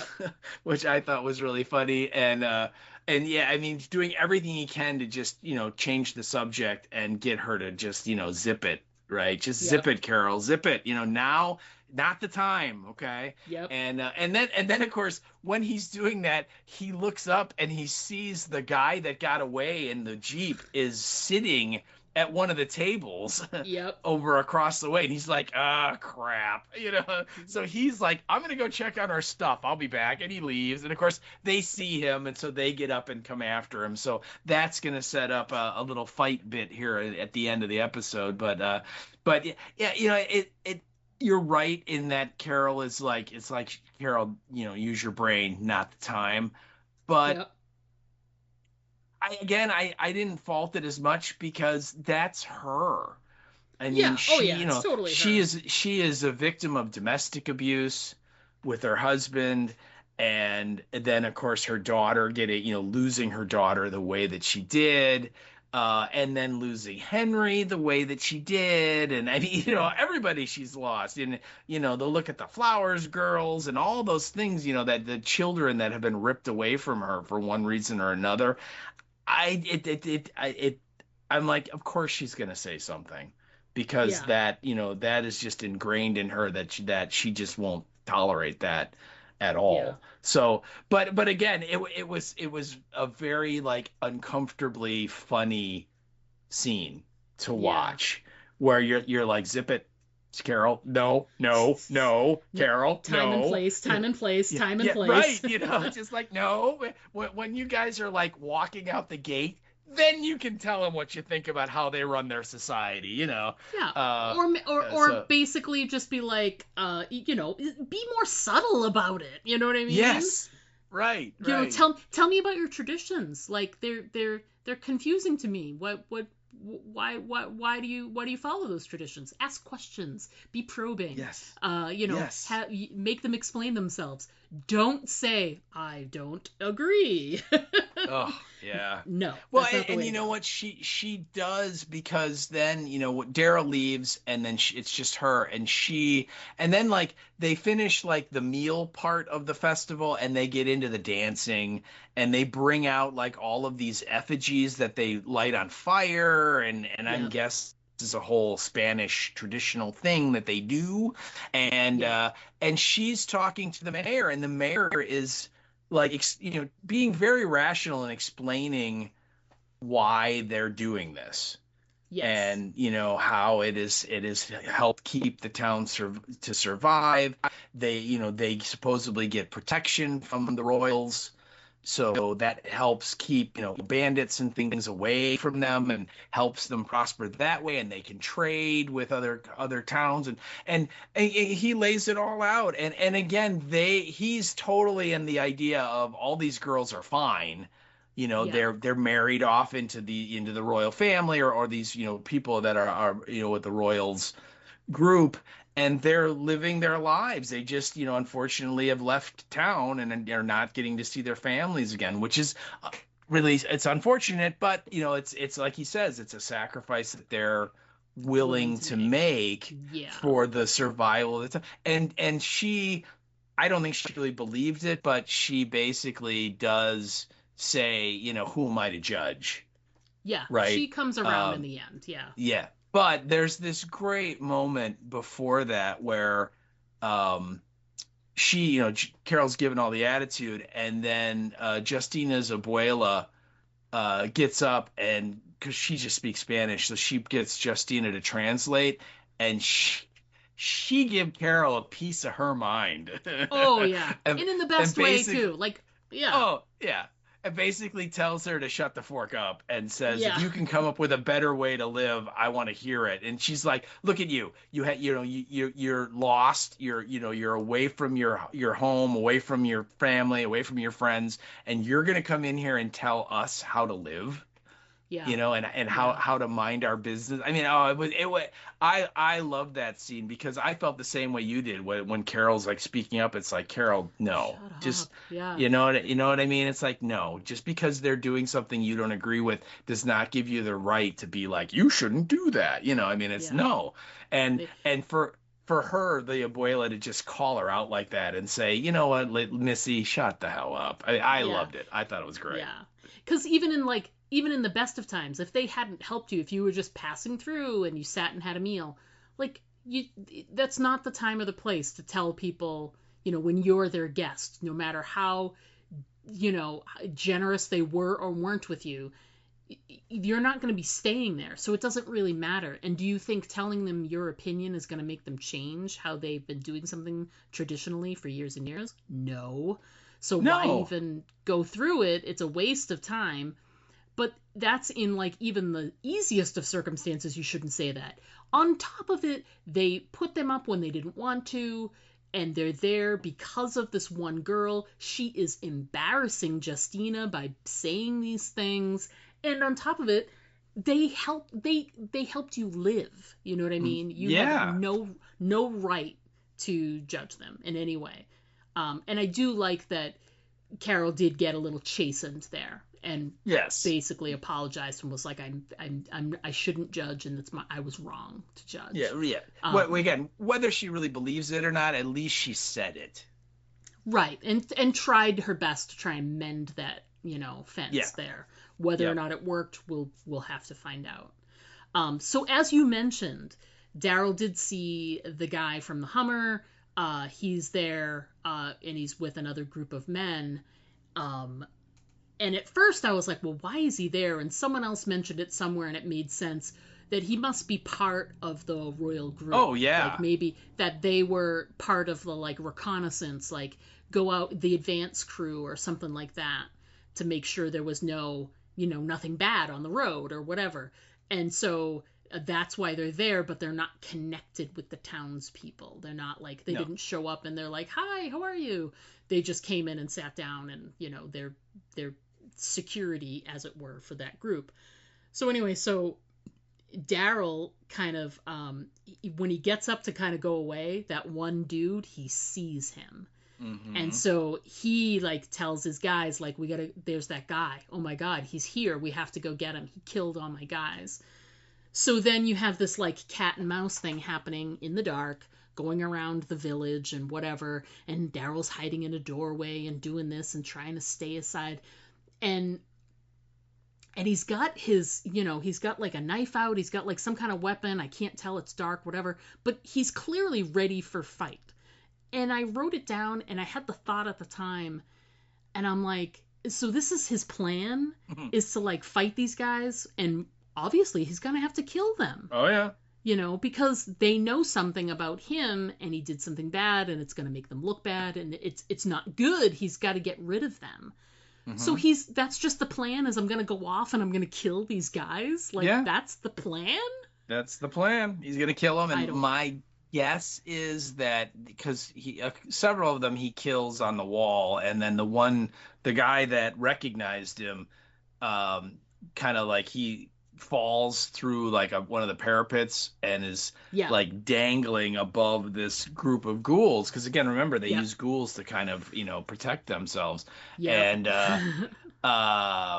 And ultimately, and I mean, this was a very, very hard scene for me to watch. I'm just going to be, vulnerable here, people, because the guy's hanging on with his hands holding onto the wall, and he's like begging Daryl for his life, like, please help me, please help me.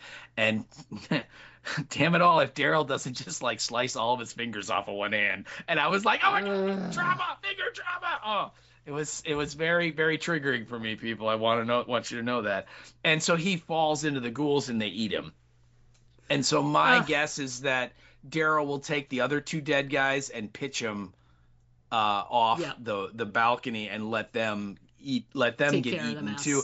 And eventually they'll reanimate, because I don't think he killed any of them in the head. One of them he kind of stabbed in the throat, maybe. But so they'll come back to life, and I'm thinking he's just going to be like, yeah, you know what? They're just going to be a couple more ghouls in the pen. Who's going to notice? They won't. But yeah, I agree too. It's sort of like, what I guess what else could he do? I mean, those guys are going to kill him if they catch him, so he doesn't really have a lot of options, but it's kind of like, I think that, like, they're going to notice that these guys are dead, right? Or missing, at least. Like, how are they going to explain it away? Yeah. It's like, they were here last night and now they're gone, but their car's still here. That's weird. What happened? And you know what? I got to say, I mean, I put it together too that, clearly that group of guys are part of the Royals, like, group. That they're with them. But I did not get the sense that they were like out doing, and I'm going to use air quotes here, reconnaissance like you did. I think that this is going to be part of the kind of dark secret of what's going on here.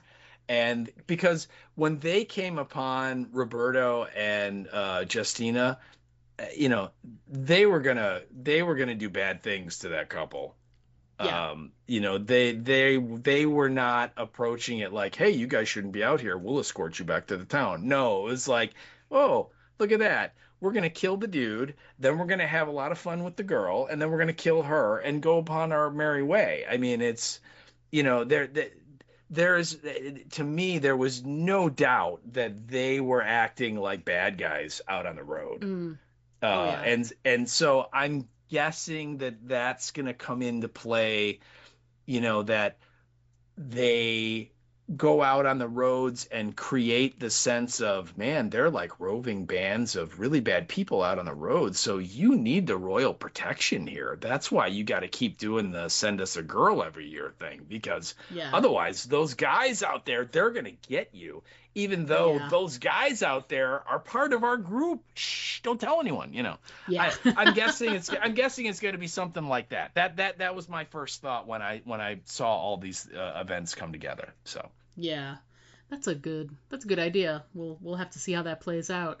again, there's so many interesting concepts they threw out in this episode Mhm. that I want to know more.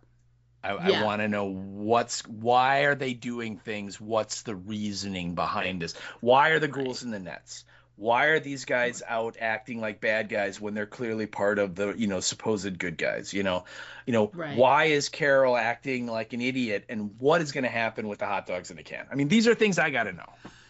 We need answers to these questions, people, especially the hot dogs. Yes. So other than posing questions, anything else that you think that we didn't hit upon for episode 2 that we should make sure we discuss, or should we stick with there's one thing, and I didn't write it down, but when they go to Antonio's house, Mhm. and he's like clearing out the room so Carol can get some rest because she's really tired, and they've drugged her all up with all this stuff to heal her.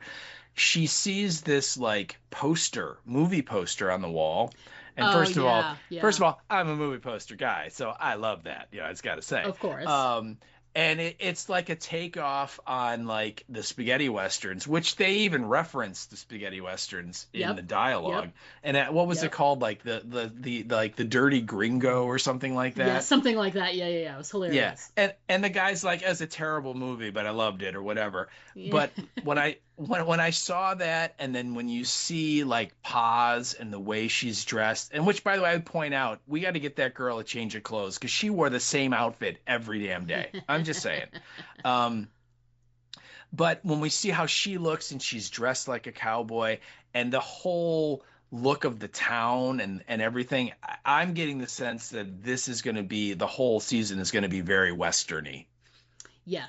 Yes. Very much like one of those spaghetti westerns, and I'm thinking that's going to be stylistically how they're going to do it. I'm sure we're going to get a scene where Daryl gets into a quick draw gunfight at some point, right? course. And possibly even wear the poncho again, because Clint Eastwood very famously always wore, when he in the spaghetti westerns, he always wore that one poncho with the Navajo artwork design on it that, when you say it, you're like, oh yeah, I've seen that. I'm guessing something like that's going to come up, but that's just my guess. And I just wondered if when you saw that poster, if you had any thoughts about that and just the whole overall look of this town and the people. I agree with everything you said. I liked the inclusion of the poster. I knew that you were going to make some kind of comment about it for sure. And I think it's very realistic, because that's definitely something that lots of folks not from the US have said are like very much something they grew up with, that they very much associate with America, is those spaghetti westerns. It's something that they were exposed to at a young age, and it's really a big part of their youth. And so the fact that he references it, and the fact that stylistically it looks like that's what they're looking for this episode, for this season, I think it's really great. I think it's going to be interesting because it's different than anything else we've done so far for this series. So it's going to be like it's almost like they fell into a different genre movie, and we'll be able to see that played out. So I think it's really cool. I love it. Yeah, me too. Me too. All right. Me too. All right. Well, I think we did it. Whew, it took forever, but we talked about we talked about all the 2 episodes and the kitty, and we still have a couple more things to discuss. We're gonna take a quick break first, and when we come back, we're gonna discuss our listener feedback and what's coming up on the podcast. So everyone, please stick around. We'll be right back. Why is it that in every zombie story, people always think that their safe haven is invulnerable? I know. It's like, hello, the walkers are totally going to get in. You better get ready for it. No! Diane, get behind me. No, it's not stopping. Do something, Jack! And another thing, how come nobody in a zombie story has ever seen a zombie story? Do you know how much time in human life would be saved if just one person in the group was up on the genre? What do we do? Aim for the head. What? Aim for the head. You heard them. Aim for the head. Quick, Diane, I think we should try and fix the barricades. I think we should listen to them. Now, that's the first good idea they've had all episode. I still don't think they're gonna make it. Aim for the Head, a horror apocalypse entertainment podcast. Join hosts Diana and Steve as they recap and discuss the best of horror, sci-fi, fantasy, and apocalyptic entertainment. Aim for the Head, available wherever you listen to podcasts. Find us on Instagram and Blue Sky. Hey there, everybody. We are back. We're gonna jump right into our listener feedback. We've got a good smorgasbord of feedback that we got this week that we want to share with you. First up, we were mightily surprised that we didn't hear from our #1 Fallout listener, Erica Price, last week when we were discussing the season finale of Fallout. So we were very worried, Erica. We were like this close to like calling the authorities. Happened. I know.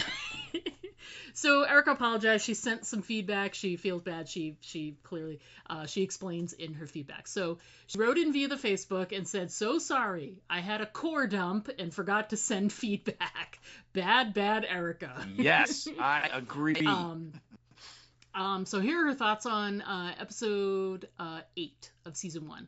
So she continues and says, "I think you're right. Betty poisoned the prisoners. Good call. From the looks of it, you might think Maximus is in deep doo-doo.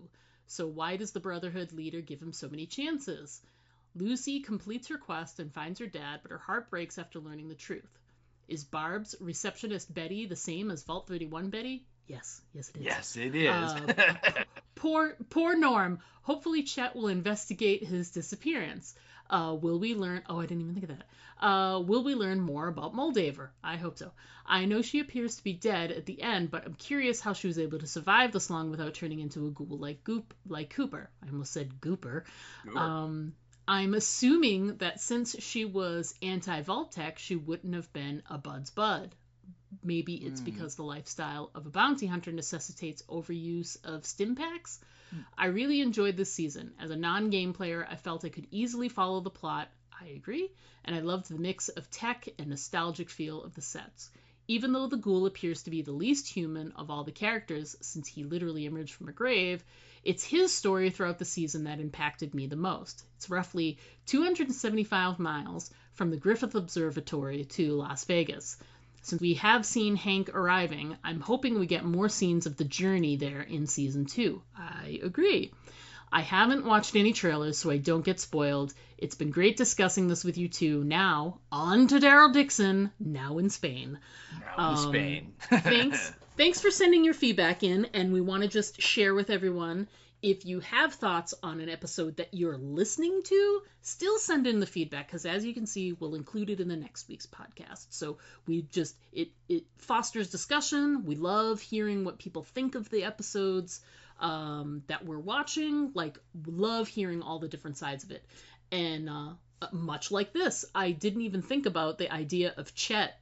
I was like, oh god, Norm is done for. But if Chet investigates, because he doesn't see Norm anywhere, then maybe that will help out there. And I agree with the Moldaver stuff. I want to know more about how did she last that long.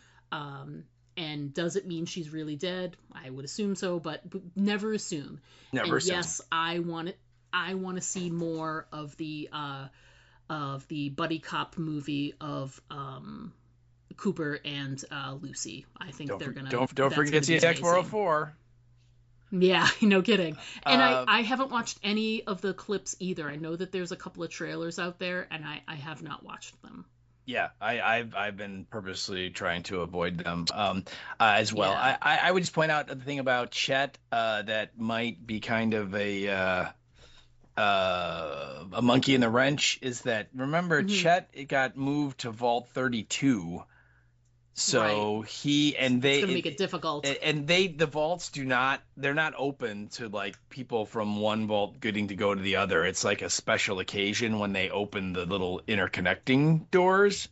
So Yeah. I think it's very possible that Chet will have a hard time finding out if Norm is even gone. I mean, maybe he could send like an email or whatever they have their their ability to communicate via the computer system. But yeah, I don't think that that's going to be a viable plot thing. Maybe it will, maybe they will. I mean, I'm just saying the way that it was set up, it doesn't seem like Chet will be able to do much. And let's be honest, Chet is really not much of a risk taker. So No.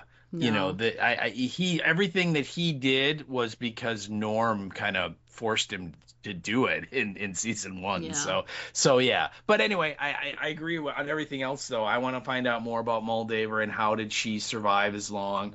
I think she had to be frozen. I think that's the only answer, and the question is how. Was she part of Vault-Tec? Was she Yeah. somewhere else? We'll have to see. And you're right. I want to see this. I want to see what the relationship is between the ghoul and Goosey. Does are they friends? I'm sure she considers them to be friends, but I mean, what does he think? You know what I mean? And how right. close are they becoming? That I think is going to be one of the really interesting parts about this coming season. Yeah, agreed. Thanks again for sharing your feedback with us. Yes, it was a little late, but like we've said before, we'll always include it in the next week's podcast, so no worries there. Thanks for writing in about Fallout, Erica. Thanks so much. All right. Well, moving right along, we have a piece of feedback from Erica Price.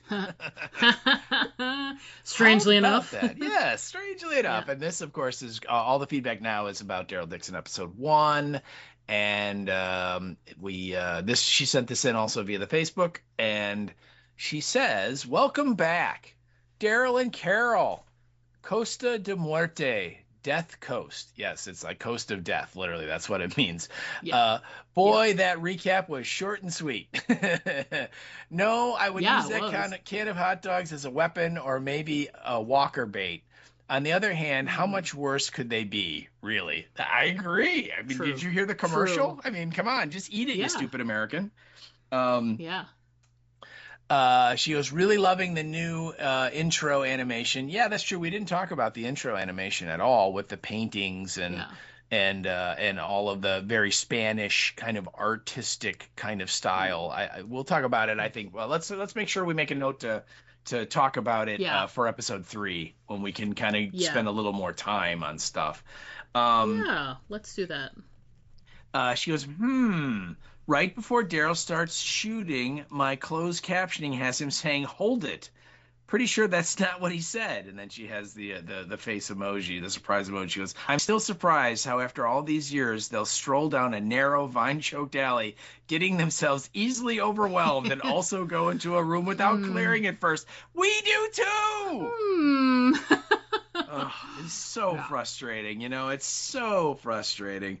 Then she goes,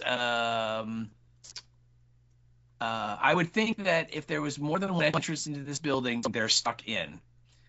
Something like a back or a side door. Wouldn't there be like a fire safety issue in the 4 times? You'd think, right? You'd think. Then she goes, "Stephen Merchant," and it's all in caps. That is awesome. She goes, "I thought I saw his name in the credits, but I was too lazy to rewind." Yeah, I picked up on it because like he was like the guest star of that episode that they referenced in the first credits. all of like the people that like the extras from Conan the Barbarian and the guys in the Jeep, they're all listed at the end credits, right? So he's the only guy that measured up to being in the pre-show credits or the early credits, whatever you want to call it. So yeah, she goes, they're going to need a lot of water if they plan to sail to America. Why do they never mention water? Let's just assume that Julian had like 10 cases of water in the boat, right? I mean, Yeah. but it's movie magic, Erica. You just got to go with it, okay? Gotta go with it. She goes, poor Julian survived all these years only to bite it a couple days after meeting Daryl and Carol. Get it? Bite it. Well done. I see what you did there. I see what she did there. Yeah. Then she has the laughing LMOA emoji. And then she goes, maybe Carol should bite a hot dog instead of a limb, LOL. Because remember, she takes a little stick and literally bites down on it when he's going to cut the thing out of her shoulder. Daryl about to suffocate her while these creepy dudes' light is literally right on them. How did he not see them in there? Yeah, I agree. It certainly looked like they were going to get found. And then he goes, whoops, where's Carol? Whoops, where's Carol wandered off to? So yeah, some very funny points, some good points. Again, Erica, you always send in great feedback. It's always fun to hear what you have to think, and I think we are like in lockstep on a lot of stuff because we spent a lot of time talking about that first episode about how dumb Carol and Daryl were in England. Yeah. And so yeah, I think we're right there. Stupid England. Stupid England. Daryl and Carol in England. England itself, not stupid. Right. Daryl and Carol when they're in England. Stupid. Very stupid. Yeah, without a doubt. But again, they're stupid Americans, so that they have hot dogs in a can. How smart can they be? Yeah, absolutely. Okay, thanks for writing in, Erica. Again. So I wonder if she'll write it again. I wonder. Let's see. Oh my God, I can't wait. So, and we got another piece of feedback about specifically episode 1, and this is our old pal Bev too. Hello, Bev. Hey, Bev. How are you? Bev sent her feedback via the email, as per usual, and she writes in and says, "Hi, I hope you've had a brilliant summer. But now that autumn's creeping in, it's time to leave behind those long sunny days and step back into the shadows, into the world of the dead." Ooh, so well written. You'd think that she was a podcaster herself. Interesting. Possibly. Possibly. She continues and says, "It's great to have Daryl and Carol back, and even better to see them begin their journey home to good old Britain. That said, I've got to start with a bit of a gripe. It didn't feel much like London to me. One red telephone box does not a London make." Judgy Brit. She continues and says, "Still, I really enjoyed Stephen Merchant's character. If this country had a quote-unquote last man standing, I imagine he'd be someone understated and slightly meek, not your typical action hero. It's a shame we lost him so early. I think he could have made a brilliant recurring side character." I agree, Bev. And your point about it being like a more average person is totally spot on. I like that. I agree too. She continues and says, "I appreciated the genuine fear the Walkers brought to this episode, both in London and in Spain. But speaking of Spain, doesn't their detour make the whole UK trip feel a bit pointless? It would have made far more sense to head straight to Spain from France. I get that they wanted to show off a few landmarks, and sure, getting blown off course happens, but landing in Spain from where they started feels like a stretch. There's potential for a compelling story in Spain, but this whole royalty taking young girls in exchange for protection..." Oh, okay, so this is also episode 2 as well. My bad. This whole royalty taking young girls in exchange for protection plot feels a bit too reminiscent of the bad old Negan days. I know they'll stay and help, but I wish they'd meet fascinating new groups, move on, and let the Walkers feel like a real threat again. Right now, it's starting to feel like a repeat of the same formula. Dominant evil force. Our heroes take it down, move on, save the day somewhere else. I hope I'm wrong and there's more to this arc than it seems. One thing that's both exciting and slightly worrying, am I the only one picking up on hints that Carol might not make it back home? Her sudden urge to get involved in other people's messes feels very un-Carol-like. Maybe I'm imagining it, but something feels off. I'd love a massive shock, but I still want both of them to make it back to Rick. Anyway, those are my ramblings for this week. Can't wait to hear your thoughts. Thanks again from Bev, from a windy and rainy Devon, but hey, we actually had a proper summer for once, and isn't that the best? That's great. First of all, great to hear from you, Bev. We've missed you these months, and we're glad that you're back on board and sending us regular feedback, and we look forward to hearing from you in the coming weeks. And I agree, like, there are some things to sort of be worried about in terms of plot choice, etc. I'm willing to give it a lot of latitude because Angela Kang, great actors, fantastic location, and it is a new group of people. And even though like some sort of the structure feels the same, at least it's approaching things from a different perspective in terms of tradition and something like that, which is something we haven't seen before. But I understand it can feel a little routine once you get into this point where it's like meet bad people, persevere, move on. Meet bad people, persevere, move on. So it does get a little bit like that, but hopefully they'll be able to find some ways to make this sort of break out of the mold and feel fresh and new to you, at least. So, all right.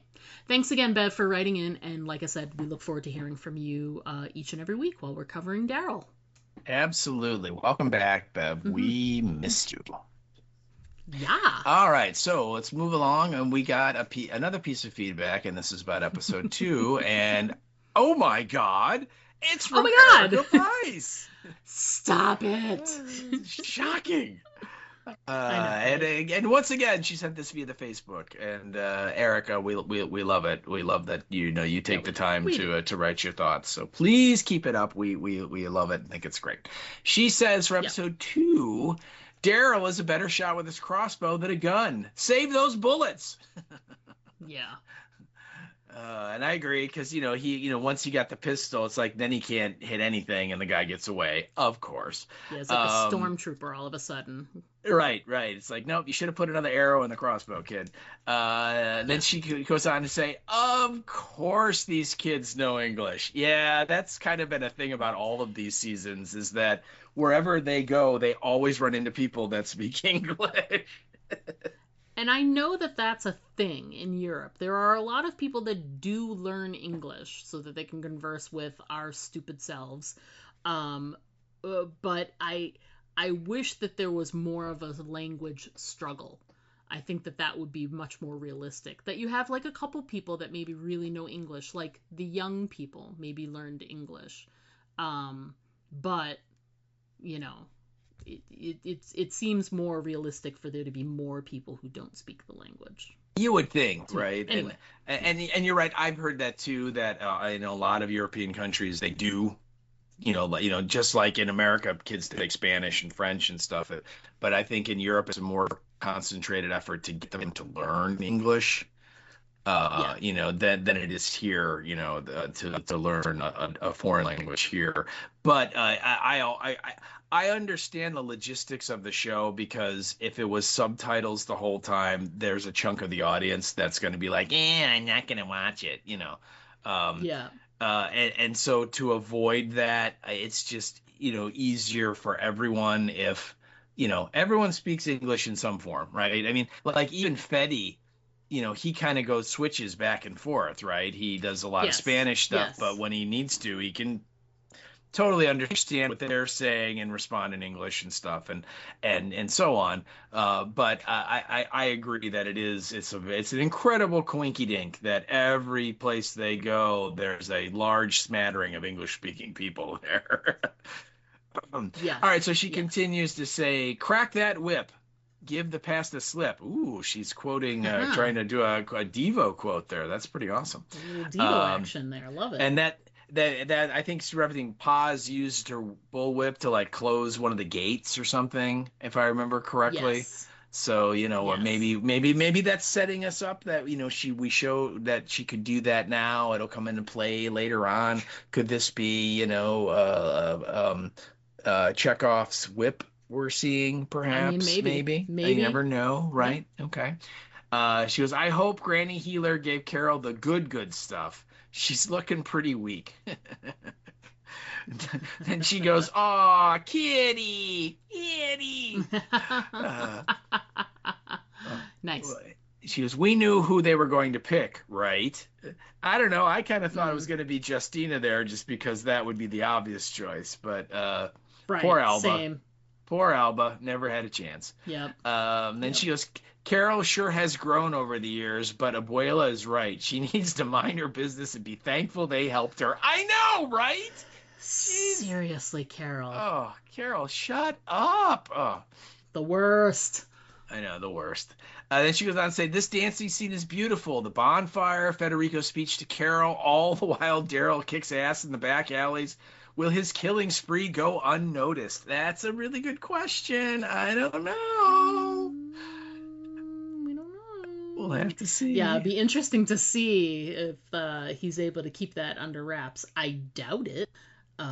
But it'll be interesting to see how it comes to light. You know, like, will they, like you were mentioning, like, will they notice that there's some reanimated corpses that they recognize down in that, you know, holding area? So could it be that? Could it be like maybe something is left behind, like their guns or something, and Daryl misses some piece of evidence? I don't know. But yeah, I'm curious to see how that's going to shake out. Me too. Yeah. All right, so that's it. Thank you so much, Erica, for writing in again. It was amazing. We got 3 incredible pieces of feedback from you. So, and for everybody else, you know, say if you have something you want to say, a thought, a theory, a concept about what we're watching and talking about, send it in, and we will gladly bring it out, read it, and discuss it. And we want you to be part of the discussion. Absolutely. Please do. So continuing the discussion, next week we will be discussing just one episode. I mean, I know that's going to be sad. It won't be nearly as long as this episode. Yes. So episode 3, all we've got so far is the title, El Sacrificio, which I love how Wikipedia was like, that's Spanish for the sacrifice. I'm like, you don't say. Really? Oh, that Spanish language is so mysterious. So mysterious. And we don't have any details really on the episode yet, but that title, it's got me a little worried. Who knows who could be the sacrifice there? Yes, I think it's definitely something like, ooh, that ain't good. Yeah, definitely. So yeah, we look forward to chatting about that one next week. Couple of things to discuss here. First off, we did get a definite premiere date for Fallout, so it's going to be December the 17th. I can't remember if we discussed it last week or not, but we'll cover it again. So we are definitely going to be... First of all, it was 2 weeks ago, and I don't believe we did. I think we just knew it was coming back in December at that point. Yeah, I think it was the date itself was released last week and we weren't podcasting or something. Yes. So it's so it is for sure. It's going to be the 17th. So right before Christmas, it's going to kick back in. I haven't seen any details yet on whether or not it's going to be one episode a week, or I know a lot of shows these days are doing the first 3 are available now, and then it'll be week to week after that. But we haven't gotten any structure to it just yet, but we just know that it's coming back on the 17th. Yeah. And once we get more details and know the schedule, we will let you know. Yeah, and actually the other thing that has started, I think, this year is that a lot of shows are like doing like 2 releases where like they do like the first, if there are 8 episodes in a season, they'll do the first 4, and then like a couple weeks will go by, and then they'll do the next 4, the last 4. I don't know why that's a thing, but it is. So it could be that. I don't know. Amazon shows tend to go episode a week.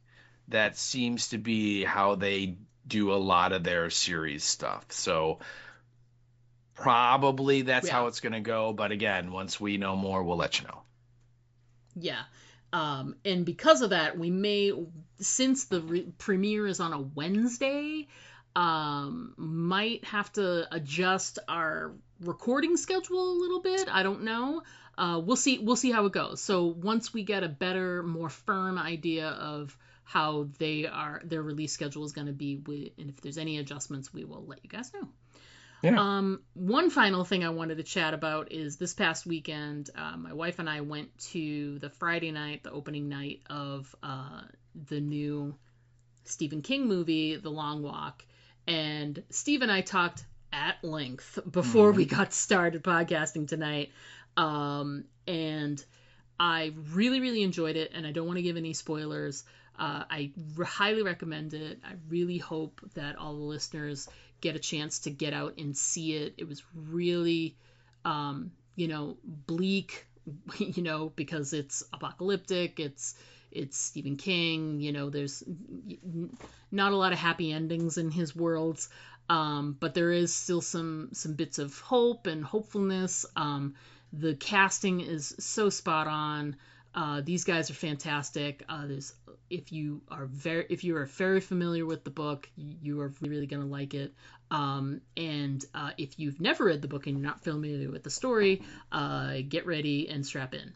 Because it's a journey, that's for sure. So yes, highly recommended. We really, really enjoyed it. And Steve and I have talked about, once we hit the sort of the little bit of a break in between when Daryl is finished in like late October up until that December 17th for the Fallout. We've got some time in there, and there are some movies we were thinking of covering, and this is one of them that we may cover. So keep your eyes and ears out for that. I don't want to give away too much. I'll save all of my most intimate thoughts for if we cover it on the podcast. But yes, highly recommended. And you are planning this week to go see The Conjuring, you said.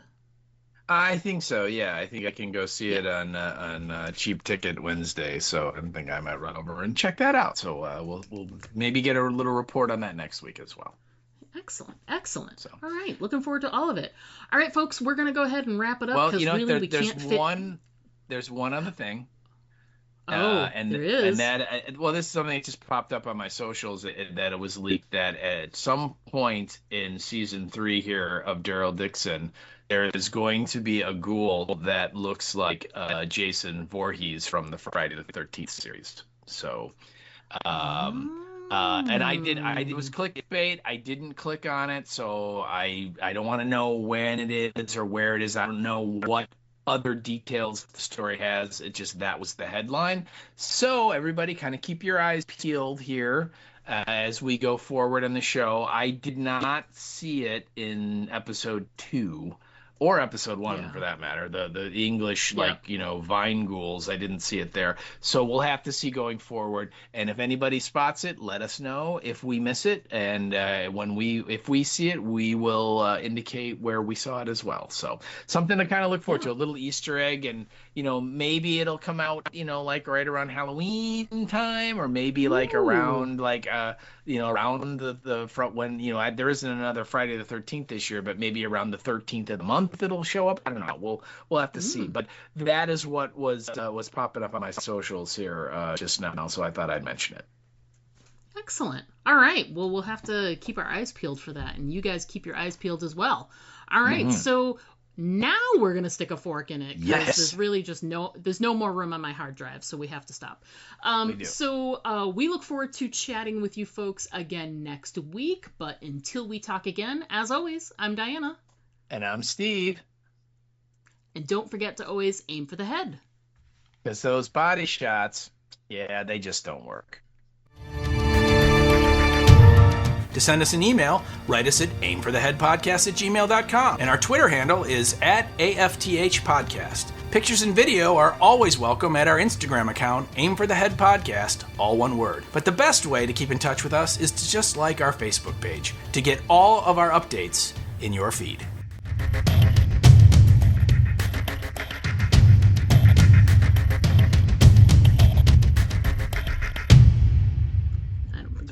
It's all engineered by the government. Well, that's obvious.